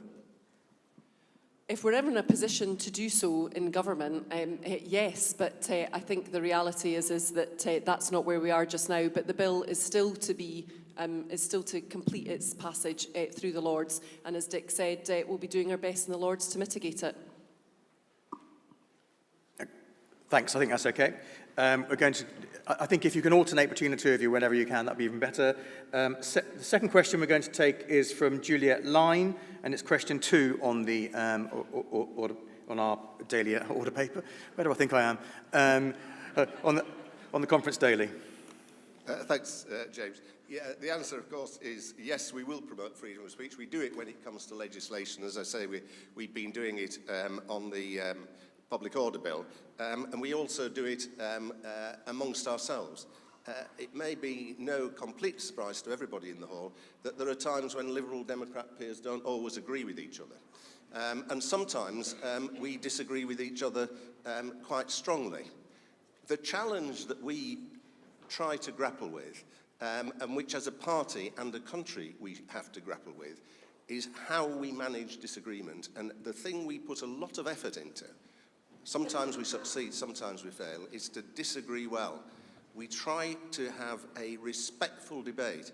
Everybody that I work with in my group, are lifelong Liberals who've worked for Liberal values for many years.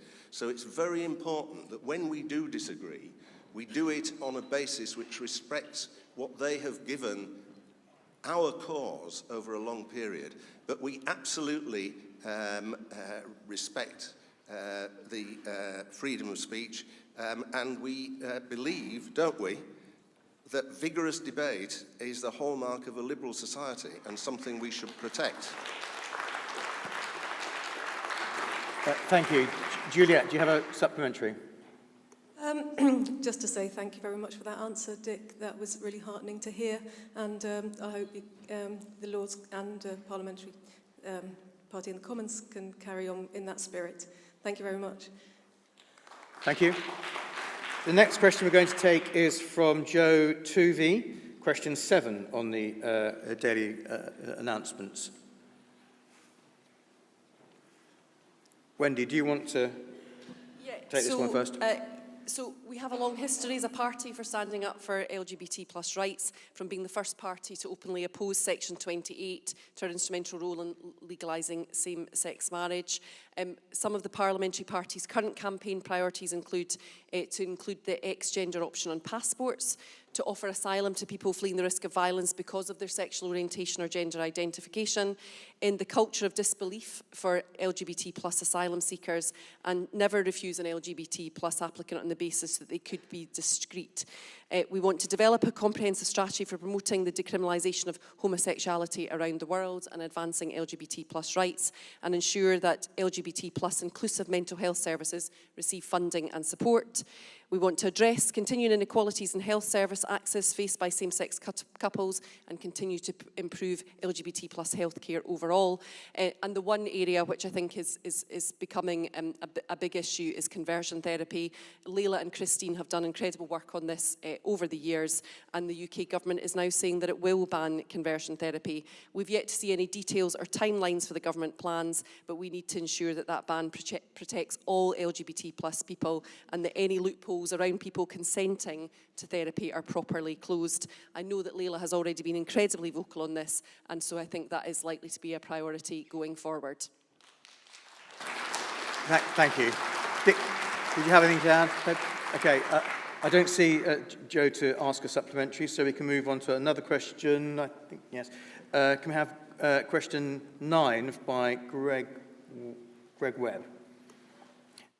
Yeah, I said I would take this one as well, James, apologies, or Mr. Speaker, if we should maybe call you that, given you talked about the order paper. But, you know, I hope you are seeing that we are busy calling out the day-to-day impact on the Conservatives' terrible deal with the EU, which we know is doing so much damage to the UK. It's made the cost of living crisis worse, and it's hurting the NHS. We have our 4-step roadmap, which was passed last year by conference, and it's been really helpful to us as a parliamentary party to allow us to articulate our plan to fix the relationship with Europe. Dick's already mentioned our opposition to the retained EU law bill. I'm looking forward to seeing the Lords mull that accordingly, particularly when much of that work was first secured thanks to Liberal Democrat MEPs. Leila, as our Europe spokesperson, has been leading a campaign to get the UK into the Horizon Europe scheme. I'm continuing to call on the Scottish Government to introduce a replacement for Erasmus in Scotland, like it said, particularly given that the Scottish Government have done that. But, you know, I am proud to be part of the most pro-European UK party. I hope when you see myself and my colleagues and Dixon Lord standing up, you see that and you feel that. And just very briefly to add to that, I think a number of us are intending to carry on taking the argument about Europe literally onto the streets. I know next Saturday I'm going to be speaking on the steps of the Art Gallery in Leeds at a pro-Europe rally.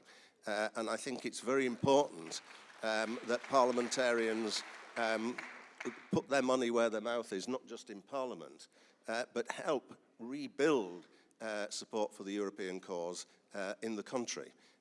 It was a failure to do that over many years, really, that led to us losing the referendum, and I think we hopefully have learnt a lesson. Thank you both very much. We've We've now run over our time, so we're now going to move to the series of votes.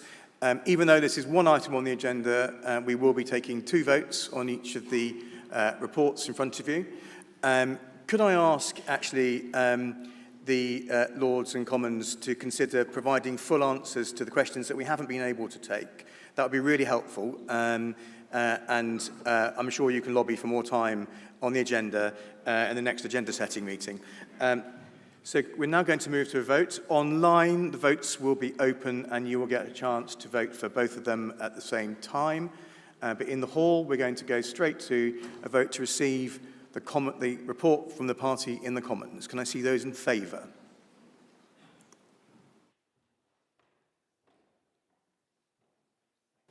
Thank you very much. And can I see those against? Yep. I can clearly see a couple there. Thank you very much. Let's wait for the votes online to come through. 22 all in favour. Okay. It's very clear that you have all voted to receive that report from the party in the Commons. Thank you, Wendy.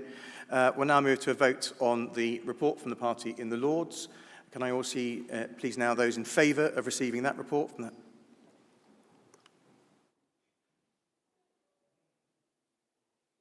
Thank you very much. And can I see any of you voting, those of you who wish to vote against that report?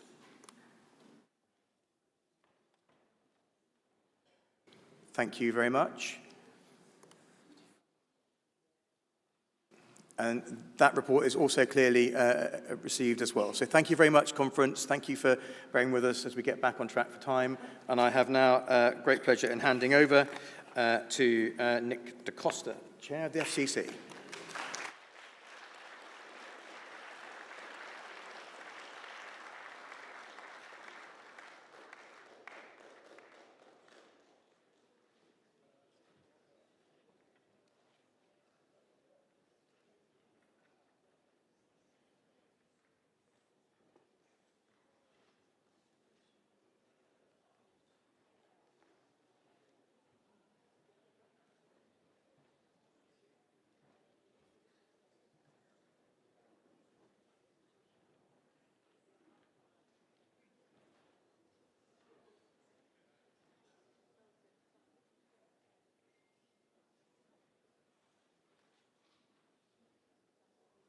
Good afternoon, conference. We now come to F15, Diversity on Party Committees. We started this morning with a vote on suspension of standing orders, and we're finishing our session in the auditorium with an amendment to the Constitution.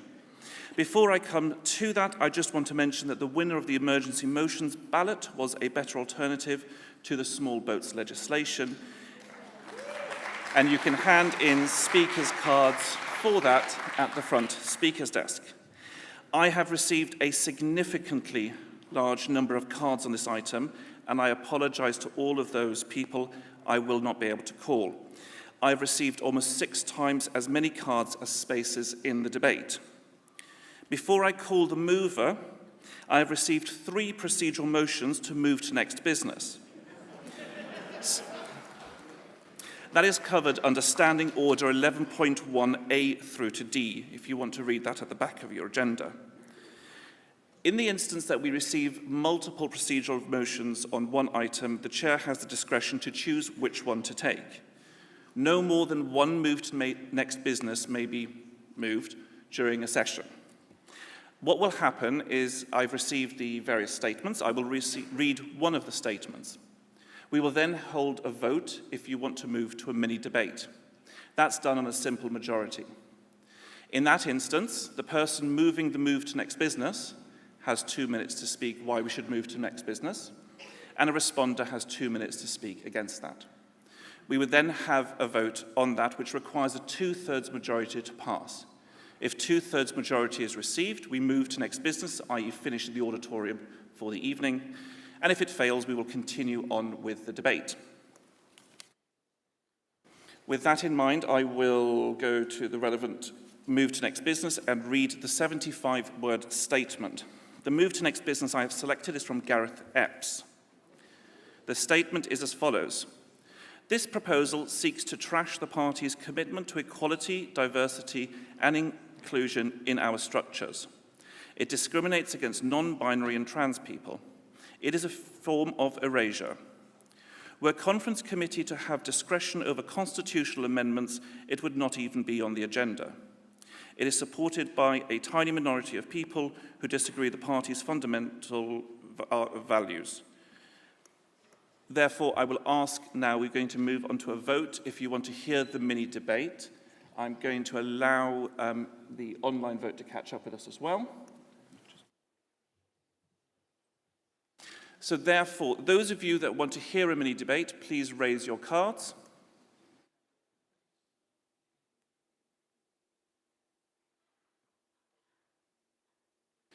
And those who do not want to hear a mini debate, your cards. Okay, I'm just going to allow the online vote to catch up with us.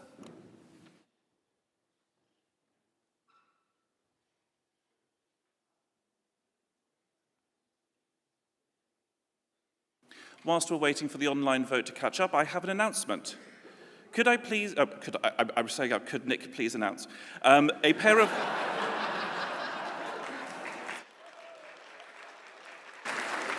It's been a long day, as you can all imagine, and this is my first conference, in-person conference as chair of FCC, and I made the whole committee come at 8 o'clock for our first meeting, so it's been a long day. A pair of glasses have been found on the lectern and will be left with the information desk, if someone could please claim those. So we are going to be moving to a mini debate. So therefore, could I please ask Dr. Zoe Hollywood to stand by, and I ask Gareth Epps to make his speech. You have 2 minutes. Thank you, Nick. I think this probably completes the full set of procedural motions I've ever spoken for.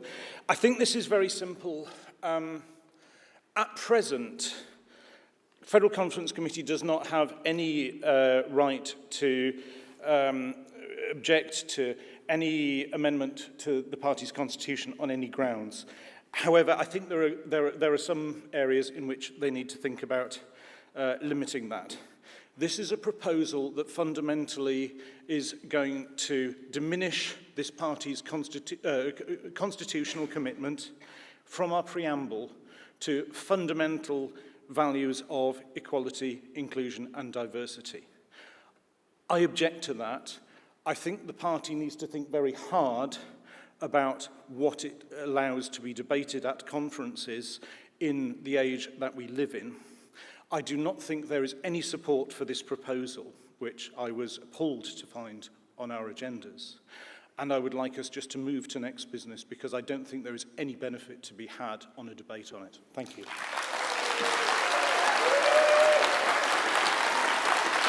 Thank you, Conference. Thank you, Conference. Thank you, Conference. We've got very short time. I want to try, and if we don't... Conference, please come to order. I can't believe I'm saying this, Conference, but please come to order. I now call Dr. Zoe Hollywood to speak against the move to next business. Thank you for the warm welcome. Okay, so this is the second attempt to suppress this particular debate. F15 is about a fair deal. It's about a fair deal for the women in this party. Trans and non-binary people are already included in a quota for 2.6C. We are not taking that away. What we are doing is making sure that our quota in 2.5 makes sense, because the quota in 2.5 is about sex, and sex is a separate protected characteristic in the Equality Act. Sex and gender are different, and that difference is important. So I appeal firstly to your Liberal values to vote for this debate, to be heard in the Liberal Democrats, and to vote for free speech. So this second point, that F15 is about a fairer deal for women. On our internal committees, we have a real problem with women representation. So on English Council, on Federal Council, we have twice as many men as women. If we allow males who identify as non-binary into the women's quota, rather than reserving it for women, then we perpetuate this unfairness. As currently written, on a committee of 10 people, 2.5 could be satisfied with 4 non-binary male people and 6 men, with 0 women at all, which would be no diversity based on sex, which would increase the inequality in our party. This wouldn't meet the legitimate aim of improving women's representation. We have to be compliant with the Equality Act, which is what positive action quotas fall under. If we let people in the party dictate the law in the Equality Act as they wish it were, rather than as it is, we open ourselves up for discrimination claims alongside claims of ideological capture and thumbing our nose at the law of the land. So this is about lawfulness. It's about fairness. This is about a fair deal for women. Please draw your remarks to a close. Can I please remind conference that we may disagree on items and we should still respect people when they speak. So I would be grateful if we could try and avoid heckling, please. Okay, we're now going to move on to a vote whether to move to next business. As mentioned, this does require a 2/3 majority to carry. I'm just going to make sure the online vote is open first, which it is. So therefore, those who wish to move to next business, please raise your lanyard, your voting cards.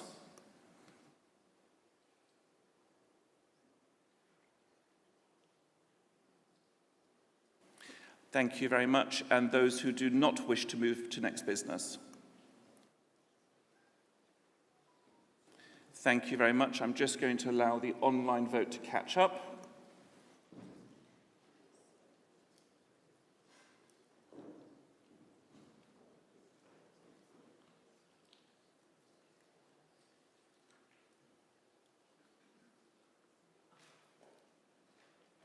Whilst we're giving the online vote a moment to catch up with us, I hope you're all going to enjoy our first Glee in 3 and a bit years later on in the Novotel Hotel.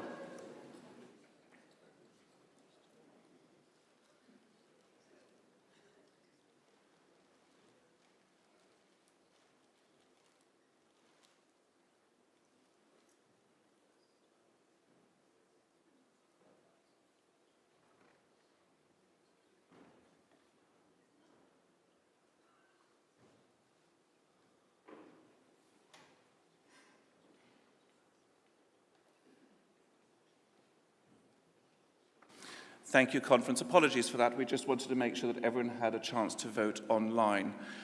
Based on votes in the room and votes online, that was a 2/3 majority to move to next business. Therefore, this item has ended. We now finish sessions in the auditorium for the day. Thank you very much to my aide, Hannah Kitching.